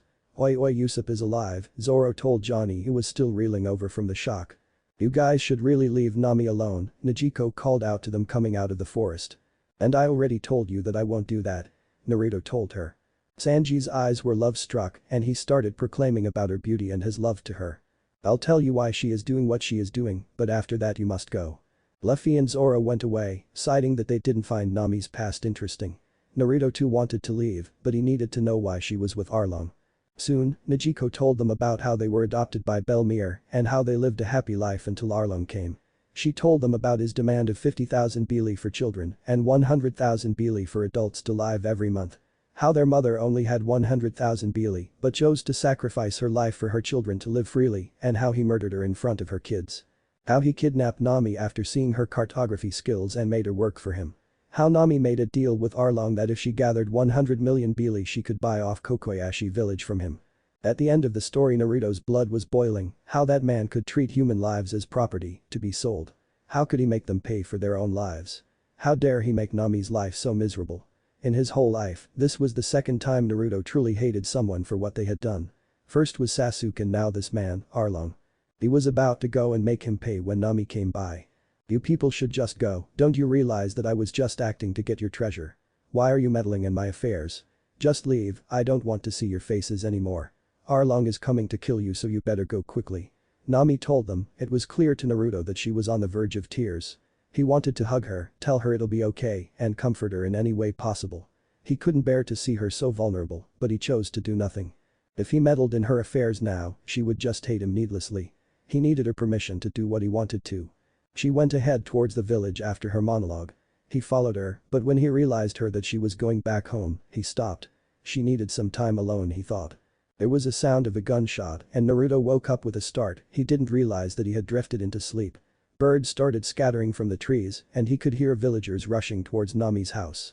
He followed them, there was Nezuko there, bleeding from her stomach, but she seemed okay, Nami was nowhere in sight. "Lay down, I'll heal it," he told her, the villagers were surrounding her. As she laid down, he tore the piece of her t-shirt where the blood had appeared. He brought his palms over her wound and a green glow started being emitted from his hands. First he got the bullet out and then worked on closing the wound, within second the wound was gone, as if it was never there. She was shocked that her wound had been healed easily, she was sure that it was going to leave a scar. "What happened here?" he asked. "That bastard Nezumi, he's a marine under Arlong's paycheck. He came here and started searching the house for illegally stashed money. He said Nami was illegally hoarding money. When he couldn't find anything in the house, he started upturning the tangerine groves. Nami attacked him so he shot at her, but I intervened and took the shot. Nami went to Arlong to talk to him about this. I think Arlong went back on his deal." "I see," was all what Naruto said. "Take care of yourself, I'll go look for Nami," Naruto then said. As Naruto was walking back to Arlong Park, he met Nami halfway. She looked spent and was crying. She came to a stop when she saw him and turned her head around, seemingly ashamed of herself. "Nami, talk to me. What happened in there?" he asked gently. "Nami, tell me what happened so I can beat the shit out of him." "Why do you circa care?" she asked between sobs. "Damn it Nami, how can you ask that, of course I care. Believe it or not, you're one of my precious people, my nakama, our nakama. Just as I and your friends would endanger our life for you, I believe you will too. Back where I come from it's called the Will of Fire. It's obvious when you saved Usopp at the risk of your cover being blown in front of Arlong. Learn to rely on your friends because I don't know where I would be if not for that handful of friends that kept me going. So say the word and it will be Arlong's downfall. I don't condone violence, but that doesn't mean I won't rely on it when necessary. Why would you do this for me? I'm just some girl you had the bad luck of meeting. Are you wearing earplugs? Did you not hear what I was saying just now? It doesn't matter to me if I just met you or met you a lifetime ago. When people need my help to free themselves from their demons, I would gladly provide it. I know you live in fear of Arlong, I know what he did to you so please let me free you from your troubles. Believe in me." Then please help me, she said, breaking down in front of him. He gave her a comforting hug and raised her up. And together they walked towards Arlong Park, towards one fishman's doom. As they walked, Naruto's mind was mired in the past. He remembered his childhood with his Kakashi Nai and Jiraiya. The good times he had spent with his friends. He remembered his first sensei, Asuma, and his first C-rank mission. He remembered his first teammates, Ino and Shikamaru. The time when Ino almost died on their first B-rank mission and when he met his clan member Karen. He remembered the Chunin exams and the invasion that followed. He remembered within his heart the lives that were lost. He was reminded of their mission to Wave, how oppressed the people there were. How Gato worked to rip them of their livelihood. His first kill out of hatred was when he killed Gato. He could count on his single hand when he had felt that kind of overwhelming hatred. First was Gato, second was Orochimaru for what he did to his village, and third was Sasuke because he had killed her just to get an rise out of Naruto, and now was the fourth time, and the hatred was directed at Arlong. He didn't even know the man, but he felt so much anger at him. He had single-handedly enslaved a village, holding them under his thumb, and then he had gone back on his word, a deal that his friend had made with him. A deal because of which she was hated by the villagers for the very fact of saving them. A deal because of which she didn't have childhood and for which she toiled every living second of her life. A deal which didn't allow her the luxury of friendship, and when she was so close to fulfilling it, he went back on it. Now Naruto had grown desensitized to killings over his life, he had grown wise over the years, but when it came to his friend suffering, it was like a dam of anger broke inside of him. He couldn't hold back now, his atrocities were too much. In one of the worlds he visited, it was said that when the atrocities of evil men became too much, God himself would incarnate on Earth as a human or send one of his angels to cleanse the planet. Naruto now felt as if he was that angel, for the pot of sins of Arlong had been overflowing. Now he felt as if he was death himself, destroyer of worlds. He would show the evil a reason to fear him, he would make a symbol out of himself. As they reached the looming doors of Arlong Park, they noticed two figures sitting there with the swords blocking the way. "What are you guys doing here?" Naruto asked them. "We heard about Nami and Eki's story, so we came to fight Arlong ourselves," Johnny told him. "We got beaten, so we are here to stop people weaker than us to enter here." "You idiots, how did you think that you could defeat him? Even Zoro would have a hard time with him," Naruto told them. "Now move, I've got a man to kill." "I'm sorry Naruto and Nikki, but we think only Luffy and Nikki can beat him. I've seen what he can do, plus we haven't seen you in action," Yusaku told him. "I'll assure you that I'm perfectly capable of taking Arlong on. Now move." "We can't do that Naruto and Nikki, if you die how will we face Luffy and Nikki?" Johnny told him, again denying him entry. Naruto knew that this man meant good, but he was losing his patience now, so emitting a small dose of killing intent, he again asked them to move. "So sure Naruto and Nikki, go rig right ahead." They both complied with him. Pushing the door with enough force to blast it off its hinges, Naruto entered with Nami meekly following. Arlong had been eating when the door was blasted off its hinges. Arlong had dispatched the bounty hunters who attacked them with ease. Now were interrupted again. In walked some blonde man and Nami with him. He was wearing an orange overcoat over blue t-shirt with bandages on his arms. "I thought I told you to go back to collecting money, didn't I Nami? Go back, this is your last warning. You will never be free, forever mine you will be. I refuse to work with someone like you." "Oh, so you grew a backbone did you?" Walking towards her, "Let me break it," he said. Naruto held up his hand, "You won't be doing anything such as that." "And who are you?" "Another one of the fools who's following her like a lost puppy. The one who's going to end you." "Shahahaha. You crack funny jokes for a human. Laugh all you want, your end is near," Naruto said cryptically. Arlong along with his fishman crew laughed at this. Turning back, Arlong went back to his seat. "Why should I sully my hands with your blood when one of my men can do this? Ju, handle him. Make sure he dies and then teach Nami a lesson, seems like she's in need of one." Just as the tall fishman was walking towards Naruto, a voice was heard. "Hyakubashi, gunpowder star," a projectile came flying from outside the door and hit the fishman Chu right in the face and created a small explosion around his face. "Captain Usopp is here to save the day," Usopp said with confidence, though his legs were shaking intensively. "Kurubi, you take care of the blonde man. I'll kill the one who dared attack me." And with that Chu went after Usopp. Though before he could get past Naruto caught him by clothes. "I believe I'm your opponent."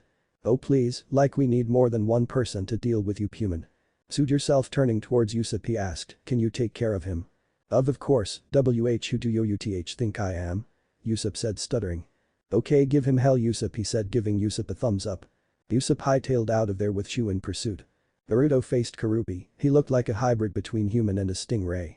He got into a weird taijutsu stance, facing Naruto. "You're only going to get one chance, I'll make it count." Don't act all high and might you human, I'll show you the might of fishman karate. Rushing forward, to the normal eye he disappeared, but to Naruto he was moving in slow motion. He attacked with his fist aimed at Naruto's gut which he dodged by handstanding using his head as a base, effectively getting behind him. He then punched Kurubi in the back of his head, which sent him flying into a wall, breaking it, and then flying ahead right into the Zoro who had just arrived on the scene. "Boy, mind where you send your opponents, Flynn, will you?" Zoro called out. Arlong and his men were shocked because after Arlong, Kurubi was the strongest here and this man had sent him flying with one punch. The fishman who Naruto had met when he was disguised as Maki approached him. "I'll be your opponent, you won't last in front of my Rakutoryu," Hachin called out. "Who is swordsman, Naruto, I'll fight him," Zoro told Naruto as he dusted off his clothes and approached them. "Be my guest, Zoro," Naruto said as he walked back to Nami. "Are you sure, Naruto? Zoro was injured before he came here," Nami asked him. "I'm sure Zoro will be fine, Nami-chan, after all he is our Nakama. And if worse get to worse I'll intervene." But Naruto didn't need to intervene, within minutes Hachin was down and Zoro came out of the fight only with some scratches. "Now Arlong, do you see how helpless your cause is? You are destined to lose either by my hands or my friends, it's because of your arrogance is this your downfall. Shahahaha. You defeated one of my crewmates and expect me to cower in fear. The difference between their strength and mine is too big. I'll show you the true strength of fishmen now, boy." Arlong got up from his chair. "I'll give you 5 shots at me, we'll see if you can land even one. You see, little boy, Nami is mine, she is mine to take and mine to use as I see fit. You'll never be able to use her as well as I can." Hearing the constant use of word use made Naruto grit his teeth. Walking towards Arlong, Naruto started saying, "You know your problem, you think she is a property to be used, the reason she doesn't belong with you is." Naruto threw a right hook across his face, which sent him flying towards the pool. Disappearing from his position, as Arlong's body slowed down Naruto appeared below him, standing on water. Hitting him with a swift upper kick to the gut which sent him in the vertical direction he said, because Nami again disappearing and reappearing just behind him, as our precious the bandages on his arms started unfurling and began to attach themselves to Arlong. When they had been fully attached he pile-drived Arlong with his head positioned below. He lastly said Nakama. And they went rotating towards the water with Arlong's face set to take the brunt of the force when they touched water. The pair hit the water with extreme force, splashing the nearby Zoro and Hachin from the impact. As the water cascaded back down from the splash, Naruto emerged walking towards the building, walking on water, oblivious to everybody's shocked stares. He assumed he had put the fishman down from the impact. He had underestimated the fishman's resilience. Years of combat experience had granted Naruto a danger sense, so to speak, and now it was tingling. Quickly turning around he found Arlong flying towards him out of water with his nose aimed at Naruto's heart. "Shark on darts," he yelled as he flew towards him. Naruto for his part got over his shock and ducked, leading Arlong to pierce the concrete wall. He was stuck there though. Intending on finishing this fight once and for all and destroy Arlong's symbol of enslavement. The park. It took only a moment and Naruto's eyes had become golden with horizontal pupils. He raised his hand above his head and formed a fist. That's when it happened. Golden particles started to shimmer and form in the air, taking the shape of a big fist, big enough to easily crush the building. Naruto spread out his fingers and closed them again into a fist, the golden hand mimicked the movement. Naruto could feel the familiar presence of all the Straw Hat Pirates and Sanji and Luffy, the villagers were watching, it seemed Usopp had come back. Arlong had managed to free himself and was now looking where everybody was pointing and murmuring at, the golden fist. For the first time in his life, Arlong felt fear. Shouting out Tenmei, heaven's decree, 1, Naruto brought his fist down and like God himself was with him, the golden fist came down with it. It came down on the building, crashing it to the ground. It smashed Arlong along with it. The story when told to future generation would be twisted as God himself smashed Arlong Park with his fist. Not so far away. Luffy and Sanji had been going towards Arlong Park from Nami's house. When they heard a crashing sound, they started running towards there. Naruto stood in front of rubble, waiting to see if Arlong would rise again. Truth be told, this was the first time he had used this technique ever since discovering his ability to form sage dust too. The atmosphere was silent for moments, then slowly but surely people's voices could be heard, whispers at first, then full-on shouts of joy. When Naruto turned around, Nami was crying tears of joy. The Straw Hats joined in the cheering of Zoro who defeated Hachin, of Usopp who defeated Chu and last, but not the least Naruto who defeated Arlong. He walked towards the villagers, who were embroiled in happiness and past them. He walked past the Straw Hats and towards the ship. This was his first kill in a century. While he was mostly averse to violence these days, today he used it wholeheartedly. He had felt his inhibitions being broken, he felt more bloodthirsty when he attacked Arlong, more out of control. He didn't trust himself around his friends right now, at least not right this moment, so he walked to find some solitude. Times like this he missed both Kuramas the most, he missed their advice, however sarcastic it might have sounded sometimes. Maybe he should pay the Bijus a visit, see if they would like to come here with, not that he needed their help, but at least he wouldn't be alone on this adventure then. He went back into the forest intending to be alone for a while, he had decided that he would on next island start his next adventure, he had intended it now, but he wanted to spend some more time with them. Unaware of the party that had started in Kokoyashi and surrounding villages, Naruto drifted off into sleep. He seemed to do that a lot nowadays. Izumi had, after Arlong's defeat, went to the now destroyed Arlong Park to confiscate Arlong's treasure and cash in his bounty, but had been beaten back by that straw hat boy and that orange-haired girl, what was her name, Nami? Yes, Nami. His cash cow had been defeated and now he had been embarrassed in front of his subordinates. He intended to make them pay, especially the straw hat boy, Monkey D. Luffy. The defeat of Arlong would put a considerable dent on his income. Set up a call to headquarters. He commanded one of his marines. Yes, sir. Marine headquarters. Brand new was a tall tanned man with dark green curly hair, sideburns pointing upwards and large lips. His eyes were always obscured by a pair of sunglasses, he was sporting a marine wide overcoat with yellow epaulets on his shoulders. It signified his position as Commodore, even though he was a low-ranking officer, he had quite an authority in the headquarters. He was the one who set bounties on pirates. Pure. Someone pick up the damn den mushy. Yes, sir. Pacha. Mushy, I need to speak to Commodore Brand New. The voice from the den mushy said. I'm here, speak Brand New commanded. Sir, I'm Nizumi. Captain of 16th Branch, East Blue. I would request you to set a high bounty on one person, Monkey D. Luffy. He single-handedly defeated and destroyed Arlong Park and then attacked me and my subordinates. Before this he alone made a marine ship sink that had come to help the villagers, after receiving he exaggerated Luffy's crimes, putting Arlong's blame on Luffy. I'm sending you a photo of his that our photographer took. Acknowledged, he said, putting down the phone. Sir, the photo Captain Nizumi said he sent has arrived. One of the marines stated. Good, set the bounty at him 30 million Beely. That should put him on notorious list. Brand New called out. Anyone brazen enough to attack the absolute justice that Marines represent should be termed a dangerous man, he thought. When Izumi got the preview of the wanted poster he couldn't stop himself from laughing. Ichichichichi, now that boy will know not to raise his hands against his betters. By the time Naruto got back to the town, everyone were passed out on the ground, walking through the river of unconscious people. Naruto went and got himself a drink. He could see that they had partied hard. Getting a drink, he sat by a sleeping Luffy. You know I'm gonna miss you guys, but I'm sure we'll meet again someday. Arg. What am I gonna do? I don't even know where to start. Niku. Luffy said with drool running down his face. It seemed even in dreamland he thought of meat. Naruto wondered if he talked about ramen in his sleep, though knowing him he probably did. Naruto sensed someone approaching him. It was Nami, she was in a low-cut dark pink top and denim shorts. She came and sat by his side. So you're really going to leave us? She sounded despondent. Yeah, but it's not like I'm going away for good, we'll meet again, you'll see. I'll miss you, I would rather you didn't leave us. Come with us, we'll have many adventures and lots of fun. Nami tried to convince him. Believe me, in an ideal world I would have been with you guys in a heartbeat, but this is not an ideal world and I once promised my godfather that I would bring an end to conflict. Well, can't you do that as a pirate? She asked innocently, cocking her head to right. Tell you what, after I feel I know about this world enough, I'll join you guys. How does that sound? Naruto asked her. Really? She asked, proud of herself on convincing Naruto to join the gang. Really? He said. But how would you get to us? It'll take a long time to reach us if you're not already with us. She asked. I was getting to that, hold out your right arm. He told her. Got a tattoo, eh? He commented after seeing her new tattoo, it was a cross between a pinwheel and an orange. Yeah, I wanted nothing to do with Arlong, so I asked Doctor to modify it. Looks nice on you, he complimented. Thanks, she mumbled it out. Just below the tattoo, Naruto touched her arm and she felt a stinging sensation like needles pricking her skin. After a moment it was over and there were a set of indecipherable kanji written on her arm, it was in conjunction with her tattoo. That will allow me to find you wherever you are and reach you almost instantaneously.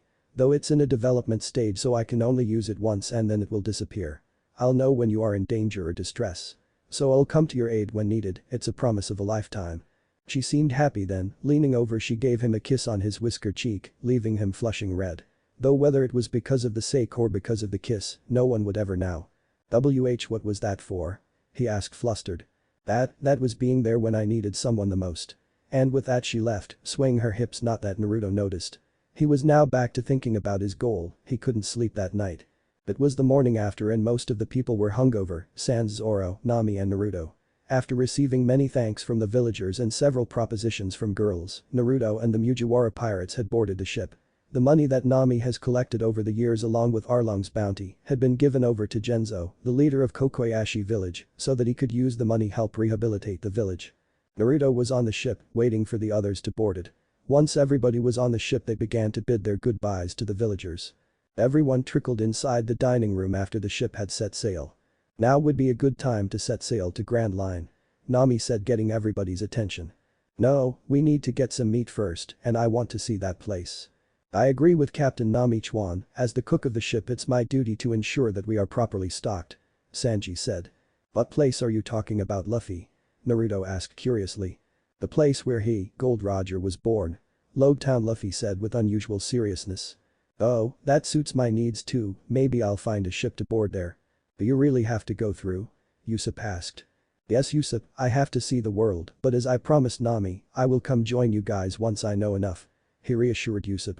Loguetown. Captain Smoker was a young man with white hair who always seemed to have a cigar in his mouth. He admired Fleet Admiral Sengoku for his absolute justice, but he didn't follow it, he followed his own code of justice. Smoker was the head of Marines stationed in Loguetown. He had chosen this place because it was hub for pirates who wanted to enter Grand Line. Here he set traps for them and captured them. East Blue was one of the safest places in the world with the least amount of strong pirates. The day was a good day, he had captured 3 pirate crews without any hitch. Smoker Taichu, the new bounties have arrived. Should I bring them here or post it directly on notice board? Bring it here, I'll see to it myself. Smoker ordered. Ha hi. After a moment, the Marine brought a bunch of wanted posters. He went through them till his eyes fell on one poster, the bounty was 30 million Beely, and the picture was of a laughing boy with a straw hat. He had the highest bounty currently in East Blue. He looked over it for a second and then went back to riffling thought the posters. After a while he got bored of sitting in the room and went out for a walk. Walking outside, he bumped into a girl who was eating ice cream, the bump resulted in the ice cream being smeared all across his pants. He stared at his pants, then at the girl and then again at the pants and at the girl again. Just as it seemed that he was going to explode on the girl, he bent down to her level and the girl flinched. You should be careful where you walk, child, instead of me it might have been an unsavory pirate. The girl looked like she was about to cry. Here, have another ice cream on me, he said, handing her some money. She smiled at this and ran away. In the crowd one blonde man thought maybe not all Marines are bad. 3 hours ago. Going merry. Tag, you're Luffy laughed out as he tagged Naruto. Luffy, how many times must I tell you I'm not playing tag with you and Usopp? Come on, it's your last day with us, at least enjoy it. Usopp called out as he ran away from Naruto. Okay, I'll bite. Ready or not, here I come. And he started giving a chase to Luffy. He was chasing them at playful speed because if he used his normal speed this game would be over in a second. Nami was watching them, enjoying the time. Nami Chuan, I brought you iced tea to drink. Sanji said in a sing-song voice. Thank you Sanji-kun, Nami said as she took the cup from the tray. You bastards, come here and get your drinks. He called out to the boys playing tag, his demeanor changed. Thanks Sanji, I was getting thirsty from all the running. Naruto told him. Sanji didn't reply, he was busy ogling at Nami. Naruto smiled. Sanji reminded him of a more gentlemanly Jiraiya. They sat there drinking tea while Naruto explained to them the usefulness of the seal he had placed in Nami. Everybody was amazed that such a technique existed and wanted to learn more, but Naruto told them later. They had arrived at Loguetown and decided to split up and get necessary things back to the ship. Sanji volunteered to take Nami, but she had already decided to go with Naruto by them and him at Den Den Mushi so they could keep in contact. Sanji seemed depressed at hearing that with a dark cloud hanging over his head while he was drawing circles in the dirt with his fingers. What's so good about him? He seemed to be mumbling again and again. After they had split up, Nami Fist took him to the communication center and bought themselves a Den Den Mushi. She then tuned theirs and his to the same frequency and told him to take care of it. Then she dragged him to a clothes shop and made him sit and watch as she tried on different clothes. Nami-chan, I think you've had enough of clothes. Let's go eat something. He said as his stomach growled. Okay, after this one, this is the last I promise. Nami told him. 30 minutes later. Naruto dragged himself out of the shop with his hands, he had been spent after 2 hours watching Nami try out clothes. They were walking towards one of the many cafes littered on the sides of the road. While going there they witnessed a heartwarming scene of a marine giving a girl whose ice cream had been spilled some money. The name of the cafe was Cafe Coffee Day. They took a seat and ordered a sandwich and coffee. "So Naruto, what's the plan now? What are you going to do now after we leave?" "Well, I was thinking of staying in this town for a while, then going to Grand Line maybe or visiting another one of the seas. It's not all planned yet," Naruto told her. "We'll miss you, I think Usopp will miss you the most. I will miss you guys too, mostly Luffy and his antics." The way Nami's nose scrunched up, it seemed she was expecting another answer. "People who play with a girl's heart should be kicked by a donkey and die," she mumbled. Naruto, who heard the last part, said, "I agree." "Baka," she called him. "Huh? What I did, I just agreed with you." Just as Naruto was about to speak, he sensed a large chakra signature arrive on the island. It could easily rival that of Ikage's, and just as he arrived on the island a freak storm approached the island, the wind started howling rapidly, and rain showers started. "Nami, get back to the ship and wait for everyone." The seriousness in his voice made him comply. She nodded and quickly went away. Naruto discreetly sent a shadow clone to help her if needed. He started walking towards the source of the energy, never minding the storm. He looked like a badass with the wind blowing against him and his cloak billowing in the storm. The source was moving around and it stopped. Naruto reached the position. He saw Luffy being pinned down by the same marine he saw earlier that day. White smoke was coming out of his body. He was about to knock Luffy out, and just as Naruto was about to intervene, a figure hooded in green cloak arrived holding the marine's hand. And then a wild gust of wind blew and the marine was knocked around. This gave Luffy the chance to escape. Looking at Naruto, who appeared right in front of him, he gave him a thumbs up and received one in return. Lightning flashed and Naruto saw the face of the hooded figure. It had a tribal tattoo on the left side of face in red ink. In the next flash of lightning the man in hood disappeared after giving Naruto a confident grin. Naruto followed him until they were on the coast of the island. "Hey. Why did you help Luffy out?" Naruto asked. "Who am I to deny a man his destiny?" the hooded man said cryptically, though he was surprised that Naruto could keep up with him. "Who are you anyways and why do you feel so much like Luffy?" "Huh. I'm Monkey D. Dragon and he is my son," said the man. Naruto was surprised that Luffy was his son. He pegged Luffy's father to be as carefree as his son, but he was not what he expected, but it was too early to judge. "And pray tell me, who are you?" the hooded man asked. "I'm Naruto Uzumaki, the man who will bring peace," Naruto said confidently. The man's grin stretched impossibly wide. "Interesting, I believe we may have something in common, Uzumaki-san. I have a proposition for you. Interested?" And with another flash of lightning, they both disappeared. "I'm Naruto Uzumaki, the man who will bring peace," Naruto said confidently. The man's grin stretched impossibly wide. "Interesting, I believe we may have something in common, Uzumaki-san. I have a proposition for you. Interested?" And with another flash of lightning, they both disappeared. The man was fast as though he didn't have anything on Naruto. They appeared on a nearby cliff under a large oak tree, safe from the rains. "So, why do you have a proposition for me?" Naruto asked. "Well, I believe that a man with your morals would find what we do interesting. You see, my spies have reported to me of your feats. You single-handedly defeated a notorious pirate and destroyed his base, all for what? Because you believed that what he was doing was atrocious. We heard you did the same to another pirate called Buggy. We have need of people with moral compasses like yours." Dragon told him, his grin never leaving the face. "Well, I didn't do it just because of my views towards the world, I did it for my friend too, and she needed it." Naruto told him. "What do you do anyways?" he further asked. "I am the part of an organization that seeks to overthrow the world government," he simply said, as if that was the most obvious thing in the world. "Huh? And you expect me to help you? Take away the only semblance of peace this world might have? Why would I do that?" Naruto asked skeptically. "You could help me, if not now then in future. When you will see the true face of the world government, you will help us," he said cryptically yet again. "Wait, what do you mean true face of the world government? And stop talking so cryptically, explain to me what you mean and I might just help you," Naruto sort of commanded him. Dragon was taken aback by this tone. That tone was that of an experienced leader and made him want to comply with him, but he held his ground. "Tell me what you know about the world government," he asked him. "Well, they are the government that keeps peace of the world. They help keep law and order, I guess," Naruto said as putting a hand under his chin. "So naive, so innocent. Once I was the same, believed the world to be black and white. Believed the Marines were good, the world government our ally. Then I came out of my little shell that I had created. Saw the injustice done to people by world government, saw its ignorance to anything not affecting their image. Saw them on Badarilla trying to kill an innocent unborn baby just because his father was a pirate. They massacred a whole island just because a group was researching their past. Destroyed the whole island, only one soul managed to escape and she was an 8-year-old kid. They made her life a living hell, what more do you need to know about the world government's atrocities against the innocent? Dragon finished talking. For a full minute there was silence, Naruto was mulling over the things he heard, then he spoke. Well, all that sounds bad but as you said, the world isn't all black and white.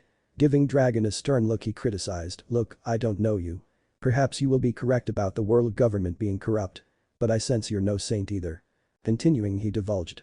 Back where I came from, there was an organization whose goal was world domination, but even then, some people were there just because they were misled. Hell, the whole organization existed because someone twisted its goal of peace into that of world domination. So what I am saying is I'm not ready to accept an organization as evil just because you say so. I'll see for myself how bad it really is and then decide whether to help you or find my own path. Naruto finished talking. So be it. See for yourself but marks my words that you should come to me when you realize how misguided your attempt was. He said matter-of-factly as lightning flashed ominously behind him darkening his face. Fine, I will. I'll see what happens as I journey these oceans, who knows perhaps you'll be right, in every organization there is darkness after all, and I know that from experience. Naruto sighed. What do you mean you know from experience? Where exactly are you from? What is this organization you keep talking about? Why do I not know about it? Dragon blurted. Monkey D. Dragon was a calm and patient man, but this boy in front of him was an enigma. He came out of nowhere one day and was now acting like a war veteran. He had the aura of a leader and a commander was only a kid. All these things combined made him lose his cool. What was this organization he was talking about? That doesn't concern you, not yet, Naruto concluded. Now, the question that remains is how you will get into contact with us. If your travels lead you to the same answer as the one I have reached, then you'll need a way to reach us. How will you do that? I know. He said as he rummaged under his cloak, he pulled out a tri-pronged kunai out of his pocket. Keep this somewhere in your base, safe and don't scratch those seals. Basically don't try to have it analyzed, you would regret it. It will allow me to get to you quite quickly. Naruto told him. Ok, he said skeptically but kept it nevertheless. So what's the plan now, kid? Dragon asked Naruto. I am thinking of joining the Marines. I've already seen one side of the world with pirates, might as well do some of that with Marines. I'm thinking of joining that Smoky Marines group. Let's hope he didn't see me give Luffy the thumbs up. Well, all the best. You chose quite a nice captain though. From what I hear Smoker is a good man, has his own sense of justice, in a good way I must say. Dragon told him as he picked his ear. Well, from what I saw he was unlike any other Marines I saw. Mind you, I've only seen one Marine and he was quite corrupt. Naruto said solemnly. Well Kozo, I must go. It was nice talking with you, I'm looking forward to working with you in future. And he disappeared with the next flash of lightning. Naruto didn't give him chase this time. He went back to the town, the storm was receding. Citizens of the city were doing their best to overcome the damage the storm had caused. You could see people helping other people. A little kid crying because he couldn't find his parents and then a woman consoling him. Another man giving the kid some fruits from his fruit stand. A few other people helping a man trapped under a collapsed roof. Naruto went over there to help them, mustering their strength, they managed to lift the roof enough for the man to escape. Naruto could have done it single-handedly, but he didn't want to attract attention. He saw a woman searching for something on the floor, glasses they were. He picked them up and went over to her, here. He handed them to her. She was wearing a colorful shirt with a waist-length blue leather coat. Thanks for helping me. She made her gratitude known. Was nothing, fair lady. Naruto said chivalrously, which was very unlike him. She giggled at his, Kami knew what was with people with glasses, finding his jokes funny. I'm Tashigi, she curtsied and said, playing along with his joke. I'm Naruto Uzumaki, man who wants to join the Fair Knights of the Sea. Naruto continued. Oh, you want to join the Marines? Yeah, I was thinking of joining them, but I don't know where to start. By any chance do you know where I can join them? Naruto asked. Well, you're in luck, I'm the Master Chief Petty Officer of the base here. Tashigi said proudly. Wow. That sounds pettily important position. Well, it's the 13th highest rank in Marines. It's pretty boring here though, but I heard Smoker Taichu say that we are sailing to Grand Line in a few days' time. She told him. Suo, what do I have to do to join Marines? I don't want some boring position like chore boy or something. Naruto told her. There will be a physical fitness test and if you pass, you can take a combat test after which captain will determine your position. Don't worry, I'll put in a good word for you, though I doubt he will be partial toward you. Tashigi gave him the information. Oh, I see, so when can I take the test? He asked. It's quite late now, so tomorrow morning would be best. Meet me here again tomorrow at 9 and I'll take you to the office. She said. Thanks Tashigi-san. It's the least I could do for helping me in this storm. Naruto had met Tashigi the next day and passed both the tests with flying colors. After an additional aptitude test, Naruto had been given the position of Chief Petty Officer under the command of Tashigi and Smoker. Tashigi and Smoker and a few other Marines were to set sail for Grand Line in a day's time. Since Naruto was a new recruit, he wasn't allowed in Grand Line until they deemed him ready enough to face the perils of Grand Line. Naruto had been given a uniform, but he chose to wear his own clothes with a sage coat with marine cap on his head. He was bored for the day and would be until they set sail. Looking for something fun to do, he went to explore the island. His marine cap gave him recognition everywhere he went, people would smile at him and little kids would wave at him. This felt nice, it reminded him of how people would treat him back home. He was walking through the seedier part of town when he heard what sounded like a little girl screaming. Naruto immediately followed after the voice. There were two gruff-looking men dragging a blonde little girl into a nearby warehouse. "Unhand me, you filth, when Papa finds out about this he will kill you. Stop acting like an Oju-sama brat, we are doing this because your father captured our friend. We will have our revenge." The man with a cross-shaped scar on his chin said. "Hey. Leave the girl alone." Naruto shouted at them. Noticing him, the two men visibly stiffened. Turning back to look at him, they relaxed. It's only one Marine, they thought. He wouldn't be a match for them, after all they had bounties of 13 and 14 million respectively, and oh how wrong they were.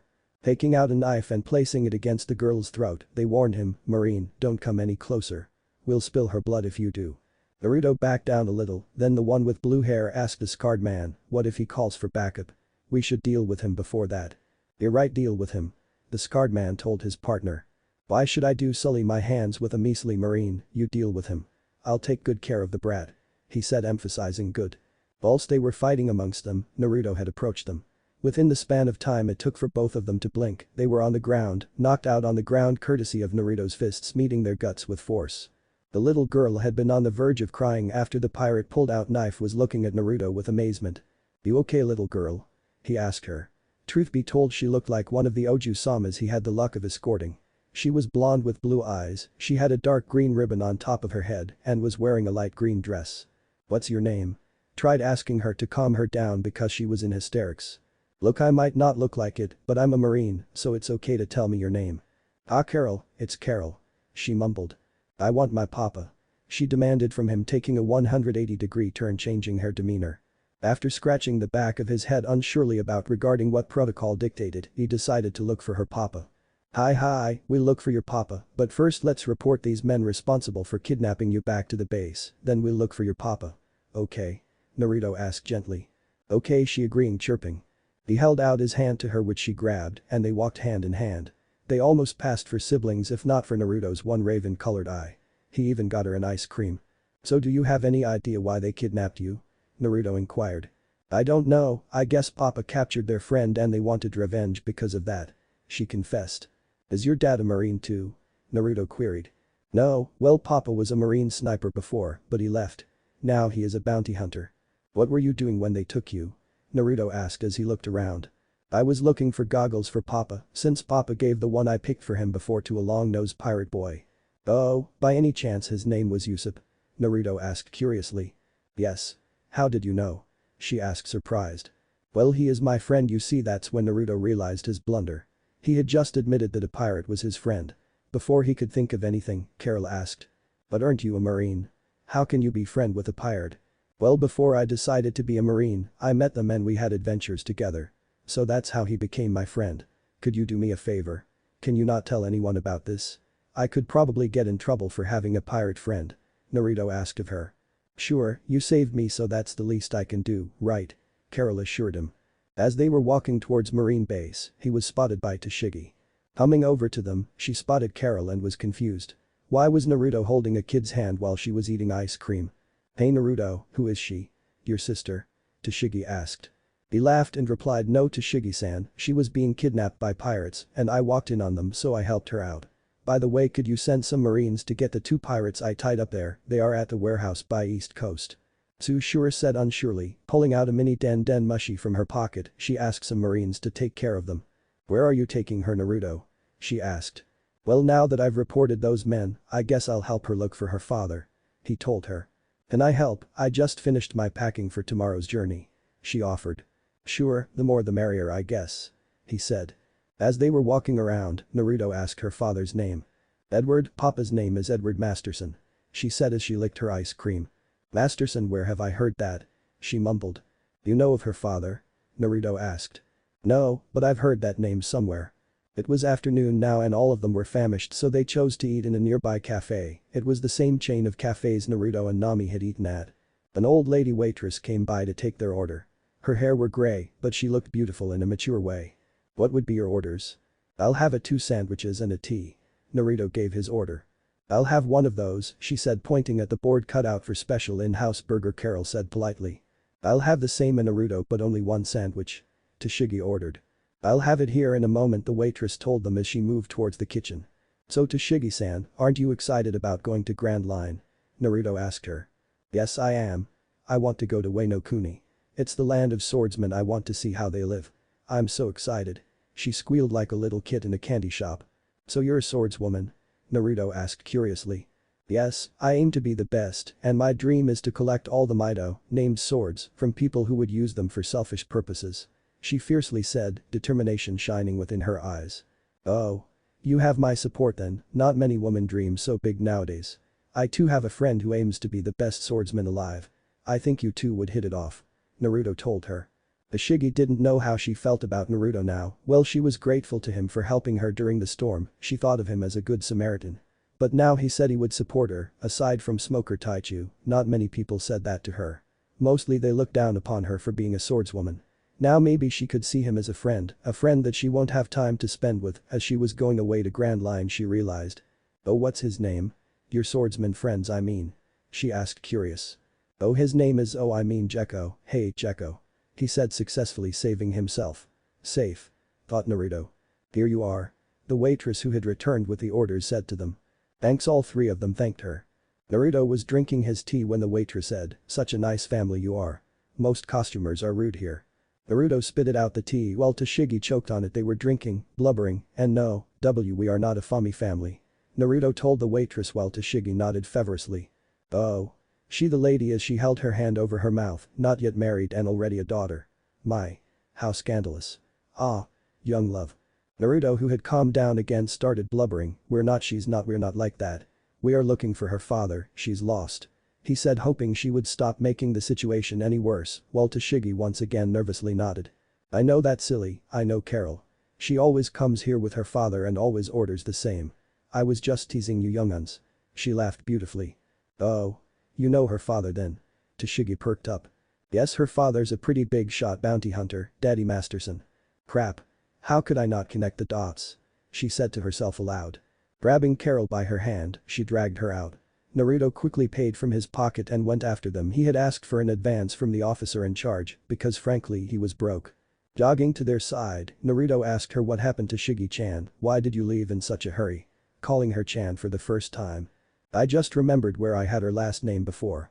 She's his daughter, the famed sniper Daddy Masterson. He was with Smoker Taichu asking for help regarding his missing daughter. I didn't think this girl would be her. Come on, let's get her to the base quickly. She told him. Okay. They reached a marine base, and there was Daddy Masterson just about to rip into a marine for not being able to find his daughter when he heard a voice he longed for. Papa. She went running towards him. Carol. He picked her up and hugged her as she reached him. Oh, Carol. Where were you making Papa worry so much? Papa, some bad guys took me and then that marine beat them and helped me. We were looking for you, Papa, Carl said, pointing towards Naruto. Noticing Naruto, he walked towards Naruto and grabbed his hands feverishly. And, you saved my daughter. How can I ever repay you? Getting his hands out of his grasp, Naruto said to him, please sir, I did what any good marine would do. No need to thank me for that. You're humble, I like that. He said as he bear hugged Naruto. Smoker was watching this from the sidelines. He had been curious about the new recruit Tashigi had brought in. He passed the 2 tests and the additional aptitude test with flying colors. He could have been given the ensign position if not for his lack of experience. Now he had helped his personal friend and surprise, he defeated 2 pirates with a combined bounty of 27 million Beely single-handedly. And he wasn't even boasting about that fact, on the contrary, he was quite humble. Just how perfect could this boy be? He thought. Naruto was ready to sleep in now, his day had been interesting. He had potentially saved a girl's life and probably made a friend here. He was on the line separating the land of consciousness and blissful dream world when there came a sharp knock on his door. He was in the Marine's dorm room, so who would disturb him now? It was Tashigi knocking on the door. "What is it, Tashigi-san? Why are you here this late at night?" She was panting, seemed like she ran all the way here. But it was Smoker Taichu, he said to pack your belongings. "You're coming with us," she said the last part with excitement. Tashigi was excited because she had finally found a friend who she could actually spend time with. You see, ever since she was a child, she wanted to be a swordswoman, but most people laughed at her dream. Her girlfriends started avoiding her, saying if she wanted to do a boy's job, then she should play with boys. It didn't help that she was quite a reserved and shy girl. She had once tried to go to the boys' group because she didn't want to play by herself. They only made fun of her for her dreams. She had lost her friends just like that.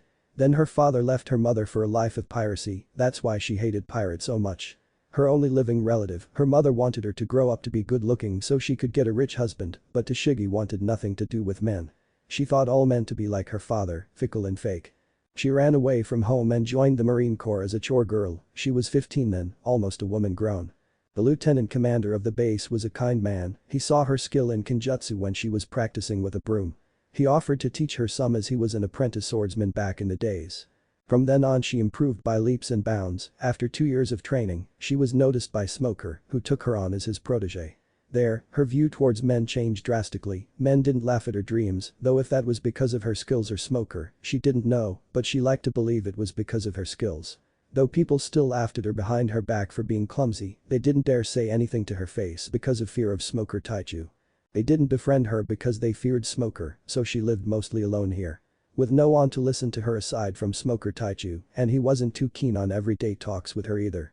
Now, she didn't know if Naruto was her friend at all. For all she knew, he had helped her because of her position in Marines and wanted to benefit from it. Maybe he was just like all the other people. Laughing behind her back at her clumsiness, looking down upon her, but she couldn't help but hope that she was wrong, because when he had said that he would support her, he said it with such a sincerity that she couldn't help but believe him. "Really?" Naruto exclaimed. "Really? Now pack your bags, we leave tomorrow morning at 6. She informed him. "Ooh, but why me? I'm just a new recruit," Naruto inquired. "Well, it turns out the men you defeated had a combined bounties of 27 million Beely. Smoker Taichu thought that gave you enough experience to deal with the obstacles we might face in Grand Line. Aren't you excited?" "Well yeah, I am truly. Thanks for telling me, Tashigi-chan." He voiced his excitement. This was the second time he called her Chan. Seemed like his old teenage persona bled through his wise exterior when he was happy. Tashigi noticed the slip. He would always refer to her as San politely, but now he called her Tashigi-chan. Could this be how friends referred to each other? She never knew. Anyway, she was happy at being called in a sincere, friendly manner, even though he was her subordinate. "I'll leave you to your musings now," she said with a smile. Tashigi left him and he was forced to think about his power level. He had lost his edge after so many years of no combat. He couldn't control his power levels with ease as he could in olden days. He needed a solution because he meant to remain inconspicuous. So Naruto reached a solution. He would suppress his powers forcefully. He drew a seal that would do his work for him. He had gotten the supplies after his induction into Marines. He applied the paper on the back of his headband that he fished out of his sage coat. "I should thank Ma for sewing the extra hidden pockets," he thought. The seal was a complex array which took most of the space of the back of the headband. He wore the Hittite on his forehead and wore the marine cap sideways so he could proudly wear his protector. He had stopped wearing the protector when he left Leaf to live as a hopeless wanderer, but now he was in another world. Here no one would mind, plus he needed something to remember his home. He couldn't sleep that day, and he only realized it was time to leave because Tashigi knocked on his door. "Grand Line, here I come." The sea was calm, there were no waves and no wind either. It was almost serene if not for the constant whirring of the engines. Naruto was decked out on a hammock trying to catch up on his sleep. It was a good thing he was the chief petty officer, because if not then he would have been working with other Marines in the engine room instead of sleeping, or at least trying to sleep in this instance. It had been 2 days since they had left Loguetown and had entered an area of the sea called Calm Belt. According to what Tashigi had told him, Calm Belt were 2 large strips of sea that were just north and south of Grand Line. Here there was no ocean current nor any wind, so they had to rely on engines and thus the slow travel. If they had taken Reverse Mountain they would have been in Grand Line by now. Anyways, the point was that he couldn't catch up on his sleep. He had been an extra entry to the ship, so all the rooms were taken, so he had to make do with the hammock. It sucked, but at least he was going on an adventure now. Naturally that got his blood pumping. Seeing there was nothing to do, he decided to explore the ship in the meantime. The ship was headed towards Mariajwa, the holy land and capital of world government. Smoker had requested to be able to board this ship as it was the only ride to Grand Line. There were others of course, but they were scheduled to depart a month later, and Smoker couldn't just take one of the Loguetown base ships to Grand Line, they were just not equipped to travel through the comm belts. The ship had some important members of the government on board and an important shipment from the Celestial Dragons, who Tashigi again explained to him were the descendants of people who formed the world government 800 years ago. Only the upper deck was available to Smoker and his companions. The lower deck was occupied by the nameless important members of the world government and the lowest deck held the special shipment from the Celestial Dragons. They were head towards G3 base where they would drop Smoker and then the ship would once again continue on its way to Mariagewa. Naruto decided to use this time as an opportunity to learn a little more about these so-called Celestial Dragons. Performing a henge into one of the other generic marine soldiers he's met, Naruto quickly snuck downstairs. The light lessened as deeper and deeper he traveled into the ship, having difficulty seeing. Naruto quickly channeled some chakra into his eyes. He activated his Rinnegan, not the Sasuke's, but his, so only his right eye got the telltale purple ripple pattern. His vision sharpened through the bloodline's activation, so he quickly got moving only to hear a garish voice coming from one of the rooms. Having difficulty hearing the voice clearly, he channeled some chakra into his ear. Lucci, how's it coming along? Did you get an idea as to where the Pluton blueprints might be? The garish voice asked. No sir, we as of now have no idea where the blueprints might be, but Khalifa has her suspicions, we'll let you know if those lead anywhere consequential. The other voice said, but since he could only see one chakra signature, the other must be talking through Den Mushi. Naruto deduced. Keep me updated. The voice said as he put the receiver down. Naruto was about to walk away when the man spoke again, damn it Solomon, pick up. After almost a minute of silence, a voice spoke up on the other side of the door. Mushi, Solomon here. The voice was deep. It's Bandam here, tell me how has your lead panned up regarding the devil child? Sir, we have heard whispers and rumors of a woman who resembles Nico Robin in Alabasta, but we have no credible source, just rumors. Solomon admitted. Nico Robin, he gave that name a passing thought, but then forgot about it as he was more interested in listening to what the men were talking about. And keep an ear out for me, capturing her will make me famous enough to go down in the history books. You'll get a promotion if you do your job correctly. Spandam disclosed. Just then there was a noise outside the door, pure. Spandam opened the door that led outside his room and saw nothing. Just the usual darkened hallway. Who's there? Show yourself, he cried out. After a few moments of silence, he said to himself must have been the wind and went back inside. Nami had seemingly called him and he forgot to keep his Den Mushi in sleeping mode. Naruto let out a breath he didn't even know he was holding. Well, he wasn't afraid of anyone on the ship, hell he could take everyone on the ship even in his suppressed state and still come out on top probably. He didn't want to gather everyone's attention to himself and decking an important world government official would be doing just that. So he used Misegakure no Jutsu, hiding with camouflage technique, to render himself invisible. It made the user invisible from others by hiding their self and scent by bending the light around them. Though it was really idiotic of that Spandam to think it was wind, but it worked in his favor nevertheless. His stomach made a growling noise and he decided to leave before Spandam could come back again. In hindsight, he didn't really even need to hide because they wouldn't have known who he was anyway. But hindsight was always 20/20. The conversation he overheard and the call he got from Nami sidetracked his plan to find out about those celestial dragons. Getting back on the upper deck he realized how stuffy the lower deck was. It was lunchtime and the lunch was buffet style. It seemed the officials were pretty important for them to get such treatment. He was walking around with his plate looking for a place to seat when he spotted Tashigi. Another man was talking with her and he could see that she was uncomfortable talking with him. Walking over to her, he tapped her on the shoulder and she turned around, seemingly relieved at seeing him. Naruto. Turning to the man she said, excuse me, my friend needs help. Grabbing his wrists, come here. She said, dragging him towards an empty table. Naruto looked back and noticed the guy shooting him an icy glare. Naruto shot one back too, just for the heck of it. What happened? Who's that guy? Naruto asked curiously as he sat down on the table. He's some guy pestering me for a date ever since he saw me on the ship. He's a member of CP5, they are an entitled lot. I don't know what to do, I can't just say no to him, they are practically running the ship. What if they decide to drop us? Relax Tashigi-chan, they are government agents and we area marines, aren't we supposed to be allies? I'm sure he won't be so heartbroken as to drop his allies into the ocean, plus do you think Smoker Taichu would allow that? Just tell him you are not interested and it'll be fine. Naruto reassured her. Oh Oak, wish me luck. She went over there and seemingly talked with him. They talked for a minute. Naruto was eating his pasta when Tashigi came back with a smile on her face. So how'd it go? Naruto inquired. Well, really well, he was really understanding and said it was fine. I don't know what I was worried about anyways. She gushed out. See, you just needed be more assertive. Naruto told her finishing his lunch. Any idea when we will reach the base? Naruto asked her getting up to dump the plates. Tashigi followed him. Yes, I asked around and turns out that we'll be there by evening. So what are you going to do until then? Naruto asked. I think I'll polish my sword and take a quick nap, we'll have much work to do when we reach there. Tashigi said to him as she left. Now what am I gonna do? He asked himself aloud. Thinking nothing better to do he went back to his hammock. They had entered Grand Line now, so the engines were set to minimum power and they were sailing on the winds. Naruto was lulled to sleep by the sound of waves crashing against the ship.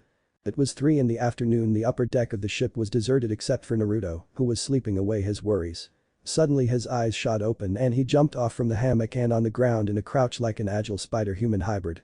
He looked around and he was surrounded by at least 6 CP5 members, all of them brandishing a pistol.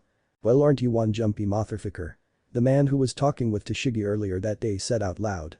They were all wearing white shirts, white pants, white coats and black ties with black hats to go along with. What's the meaning of this? Naruto asked, sounding not so wary of strangers. You talked that chick from not going out with me, she was so close to saying yes, and then you came. The same man all but screamed at Naruto. Well, not my fault that she didn't want to go out with a guy like you, I just told her to say no if she really meant it. Naruto debated. Oh, the man said, placing his hand under his chin, this was a misunderstanding, then. Yes, now I'm going to go look over the deck if you don't mind. Okay, the man said casually. Naruto walked out of there and went over the deck and no one bothered him. What kind of weird people will I meet in Grand Line? He thought. As he was looking over the deck, the man in white clothes tried to push him forcefully from behind. Naruto was waiting for something like this to happen, so he sidestepped and the momentum of the man carried him over the deck and into the sea. And just like that, the fight he knew was going to happen ensued. 2 men tried to attack him with their guns, but Naruto just dodged the bullets and then with a burst of speed appeared behind them, with their guns in his hands, he dropped the guns and Hei fell down, crushed. Emitting a strong dose of killing intent, the men on the deck were reduced to a blubbering mess. I didn't do anything to you people and yet you attacked me, according to Marine Code 12, Section 27. Anyone who attacks a government agent, and yes that includes Marines on an assignment with no reason, is liable to be put under arrest and depending on the kind of strike is to be executed. Now I'm no lawyer, but you guys clearly violated the rule, however imperial it may be it works in my favor. So, do I have to tell the higher-ups what happened here or are you going to try and save your leader who was just dropped into sea? Hurry up and think, for time is of the essence. Naruto preached. They didn't move for a few seconds and Naruto thought them stubborn but then realized that he had yet to tone down the killing intent. Just as he did that, they were off like rockets moving towards the lifeboats, intending on dropping it for their leader if he hadn't been yet eaten by a sea king, that is. Naruto had went through the World Government Agents Rule Handbook that had been given to him when he was inducted into Marines. He went through because he was bored and he liked to read new things. Who knew that reading it would help him solve the situation without much conflict? Smoker, who had been feeling stuffed in his room, so he went outside. He was met with a sight of many CP5 members down on the ground seemingly suffocating and his new recruit standing over them. He could somewhat feel it too, the oppressive feeling. He had only heard rumors of this ability, it was called Hamshoku no Haki, Conqueror's Haki. Only few in billions could use this ability and his new recruit possessed this ability. Sure, it was unrefined, but he possessed it. He watched as the boy released his Haki and the men scrambled off to lifeboats. The new recruit went back to his hammock and slept as if nothing had happened. He waited for a few moments to see if something would happen, but he was disappointed. Smoker then went towards Tashigi's room to make sure she was ready. They were almost on the base. Naruto and the team had been dropped on the G3 base and were on their way to meet the base commander. The base commander was a man by the name of Grey Surge. He was of average height, had spiky black hair like Naruto's and dark blue eyes. He wore quite a lot of clothes, making his frame larger than it really was. He seemed like a laid-back person but could be serious when time called for it. Instead of normal weapons like sword or guns, he fought with a spear that had a curved blade and a pointed end. He was a formidable opponent if you had the bad luck of having him as your enemy. Sir, I'm Captain Smoker from Loguetown. And these are my direct subordinates Tashigi and Naruto. I requested a transfer to Grand Line and was stationed here. Smoker told the Vice Admiral. Ah. Welcome to my humble base. I would like permission to go after a pirate from East Blue who entered Grand Line a few days ago. His name is Monkey D. Luffy. Ah, never heard about him. Gray said anticlimactically. "He's my responsibility, sir, he escaped through my hands," Smoker said solemnly. "Oh sure, you can go after him and other pirates in Grand Line. I give you full authority," Vice Admiral Grey Surge told Smoker nonchalantly. Well, that was easy, thought Naruto and Smoker. "So we'll need a ship, sir, and some marines to command," Smoker continued. "Sure, take as many as you like, but no more than 108. He consented. "Why 108?" Naruto blurted out suddenly. "Ah. A curious one you've got there, Smoker-san. Well, 108 is my lucky number," the Vice Admiral said plainly. Oh, was all Naruto could say. That was a weird reason, thought Naruto. "So you can leave tomorrow, for now, rest," Grey said, leaving no room to argue. Naruto and Tashigi were talking with each other while drinking their evening tea in Naruto's room. "So did you not think that it was weird how easily Vice Admiral let us do what we wanted to?" Naruto asked her opinion on the matter. "Well, I'm not too surprised. According to what I know, G3 base is the lowest popular base on this side of Grand Line. They have the lowest rate of captured pirates on them and are lazy. I think that Grey CHKJM is allowing us to go after pirates because none of his old marines are going to do that. If you see it his way, it benefits him the most. If Smoker Taichu captures pirates, then the base gets a good name, and if he doesn't, then it doesn't change the way things go around here. Personally, I think it's good that he's letting us go after the Mugiwara pirates. I want to capture Zoro and get his Mido. He doesn't deserve a sword as legendary as Wad Michimanji," Tashigi said, with fierce determination shining within her eyes when she ate the last part. "What's your problem with that guy? I mean, why you think he doesn't deserve the sword? For all we know, it might have been given to him by his master willingly and might have personal importance to him. I mean, not to sound harsh, but what gives you the right to do that?" Naruto asked, wanting to know how strong her will for this dream was.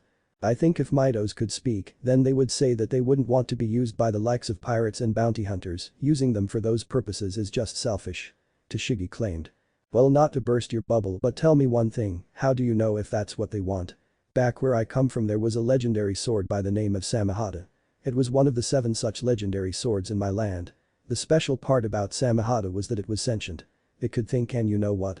Its master was a powerful soldier in my land, powerful but an evil man. It was with him for years, giving him power and relying on him, but you know what? It betrayed him for a more powerful owner. So the point of the story is just like us, swords are not black and white creatures. If they could talk, then they were sentient, and if they were sentient, then they could damn well make their own choices. So get off your high horse and see the world for what it really is. Not all marines are good guys and not all pirates bad. Not everything is black and white as you make it out to be." Naruto paused for a breath and then again spoke. "So don't just blindly believe what others tell you, see the world for yourself and decide whether or not if someone is what others make them out to be. If you think that Zoro guy is so bad, then ask yourself this. What has he done that makes him a bad guy?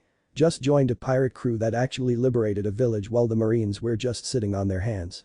Ask yourself if the single fact that they call themselves pirate gives you any right to take away his swords. When they do something bad, you can judge them, but till then hold back your judgment and see if they are what everyone makes them out to be." Naruto paused, waiting to see if she would retort, when no reply came and he continued. "I'm not telling all this to make you feel bad, you're my friend, so I think it's my duty to show you the way to tell right from wrong and good from bad. Don't just listen to world, find your own way.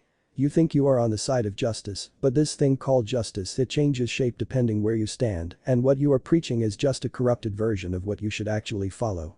Branding someone bad just because they don't fit into society's norms is not justice, it's unfairness. So now when you go to sleep tonight, think about what you have heard and think if you want to be a puppet to the musings of the world or be your own person." Naruto finished. Tashigi was silent, she couldn't speak in the lieu of the words that had been spoken just now. She didn't think that her new friend would have such sagely advice for a man younger than her. She had a lot to think about, maybe this is what Smoker Taichu meant when he kept telling her to follow her own sense of justice. Naruto, after Tashigi had left, reviewed his day. He had realized that most people in world government weren't above using their power to strong-arm people they thought weaker. Today was one such an example with the CP5 members. He wished that he would have been granted more time to explore the ship, but alas, time was not with him. Thank Kami for cage buncheons though, he had left 1 cage buncheons on the ship to find out if they were hiding something from them on the lower levels. He would get their memories sooner or later. He decided to catch up on his sleep since he had been rudely awakened by those men on the ship before. Closing his eyes, he found himself easily drifting into the land of dreams. It was night time and the moon was shining brightly in the sky. He found himself on a familiar ship, the deck seemed deserted. Seemed like everyone had turned in for the night except for the man in the crow's nest. Now was his time, making no noise he walked towards the stairs leading to lower decks. Only the moonlight cascading through the portholes illuminated the area, he walked forward unhindered. He walked past the leather-masked man's room and came upon a door that led to the lowest deck. He tried to pry open the door, but it was locked. Fishing out his trusty lock-picking set, he set to work. Within a minute, the door was opened and he walked in, closing the door and locking it behind him. There were no portholes here, and that meant no light either. His ocular ability worked in conjunction with light, so no light meant no dark vision. He summoned fire on the tips of his fingers and started moving. The flickering flames made eerie shadows across the walls, and some of the demons formed by shadow seemed to follow him. He reached the lowest deck, and there was a large metal door there, with gears and knobs on it. It looked like a door to a really secure safe. He tried opening the safe with his skills, but that led nowhere. He tried various other things but none of them worked. Now it was time to use his last skill. He hadn't used it ever much, so he wasn't sure if this would work. He set his hands against the metal door and set to working, moving his hands along the inner gears. It was a whisper at first, then a tinkling, and then creaks, and slowly but surely he could feel the gears moving within the metal door.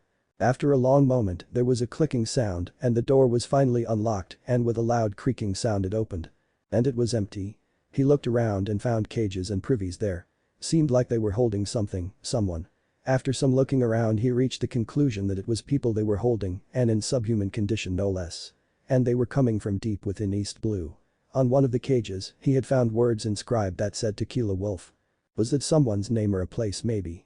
He sensed many people converging on his position, seemed like the alarm had went off. He exited the room to find Black Zetsus. Before Naruto could get over his shock, the Zetsus shot projectiles from their hands, and he died a screamless death. Naruto woke with a start, his mind trying to make sense what was dream and what were memories. He knew that the Zetsu was not real, just a part of his nightmare mixed with his clone's memories. Most likely it was some CP5 member who shot his clone. Wanting to feel fresh air against his face, he left his room. Still trying to get over the fact that the Navy was transporting people like animals in a cage for someone called Tequila Wolf. He exited his train of thought and found himself outside by a balcony. He thought now was as good as any time to check up on his pirate pals. Fishing out his new den mushi, he placed a call to Nami. After a while, a sweet voice came from the other side. Mushi, who's this? Hey Nami-chan, how are you guys? He asked her. Who's it, Nami? Luffy's voice asked. No one, go back to fishing, Luffy. Nami gushed. Hey Luffy. How are you? Naruto again inquired. Naruto, hey guys, it's Naruto, come here.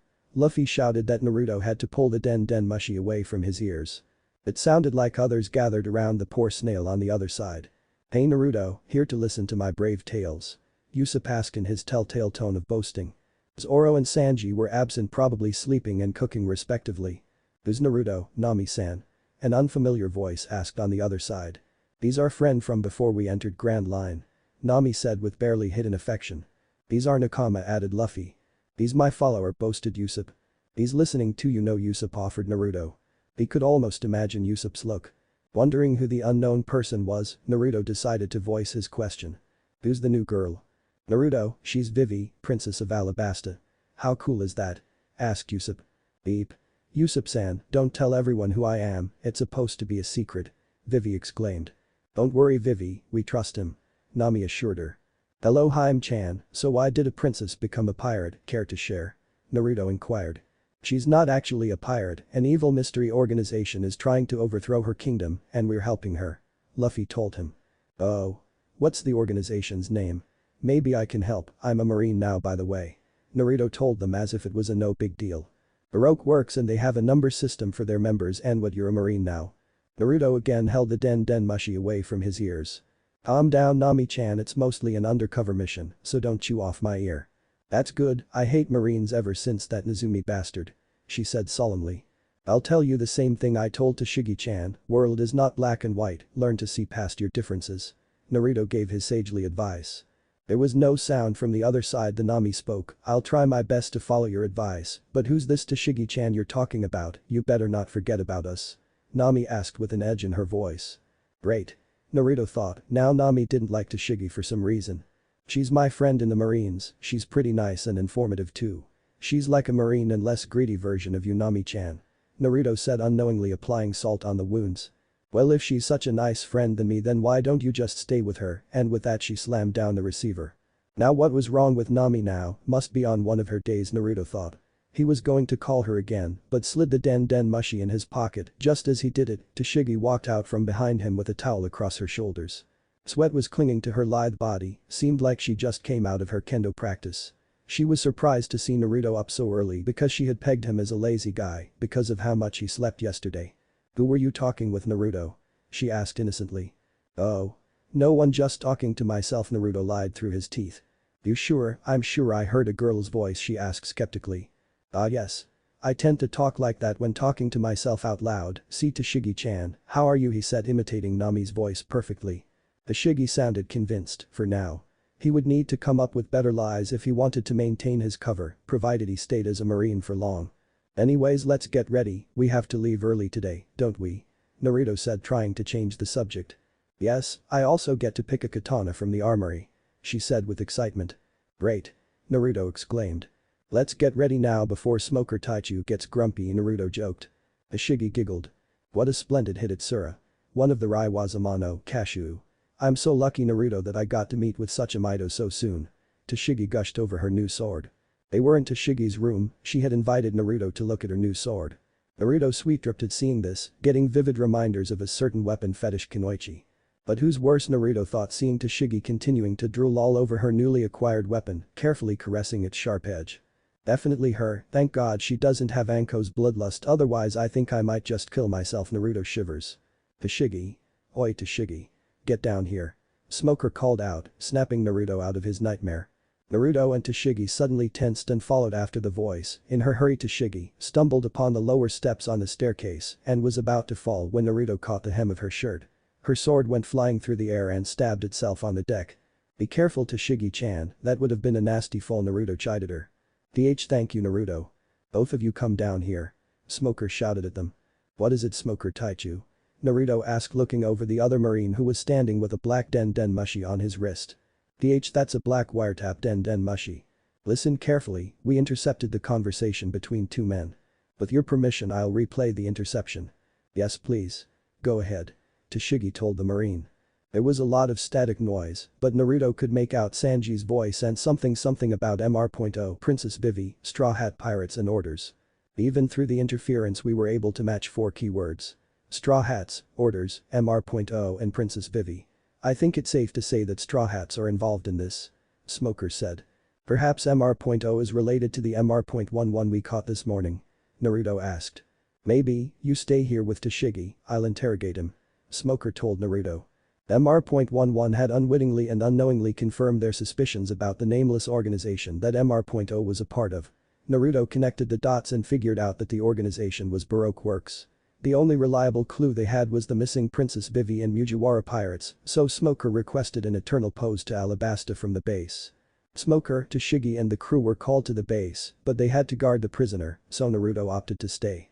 Naruto was sitting on Smoker's armchair when he sensed someone unfamiliar boarding the ship. He feigned sleep to see what they were going to do, though he could sense malice from them. "Boy, you're millions right, I'm your superior, untie me," MR.11 told the boarding party. "We're not your underlings, MR.11, we're billions, and the difference between our powers isn't that big," the boarder boasted. "Who are you?" MR.11 asked, a bit afraid. "I'm Mr. Mello and the one who's going to kill you," Mr. Mello claimed. One of his henchmen, noticing Naruto, asked his boss, "Mr. Mello, there's a marine sleeping here, what should we do?" "Kill him first, then kill MR.11 here." They riddled Naruto's body with bullets, but as soon as the look of triumph glowed on their face, the body burst into smoke and in its place was a bullet-riddled log. They looked around and found MR.11 wasn't in his place either. As Mr. Mello looked from left to right, he found that with every glance his minions were disappearing and soon he was the only one standing. He looked to his right and the sleeping marine was in his face. "Say goodnight," the marine said, and soon he was painfully unconscious, courtesy of Naruto's uppercut. Tying everybody up, Naruto went back to where he hid MR.11, who was shaking in his pants. "Now, when Smoker Taichu comes, you're gonna tell us everything you and your organization did in Alabaster Capsa," Naruto threatened indirectly as he cracked his knuckles. What if Naruto Rinne Sharingan One Piece end here, and thanks for watching my video till the end.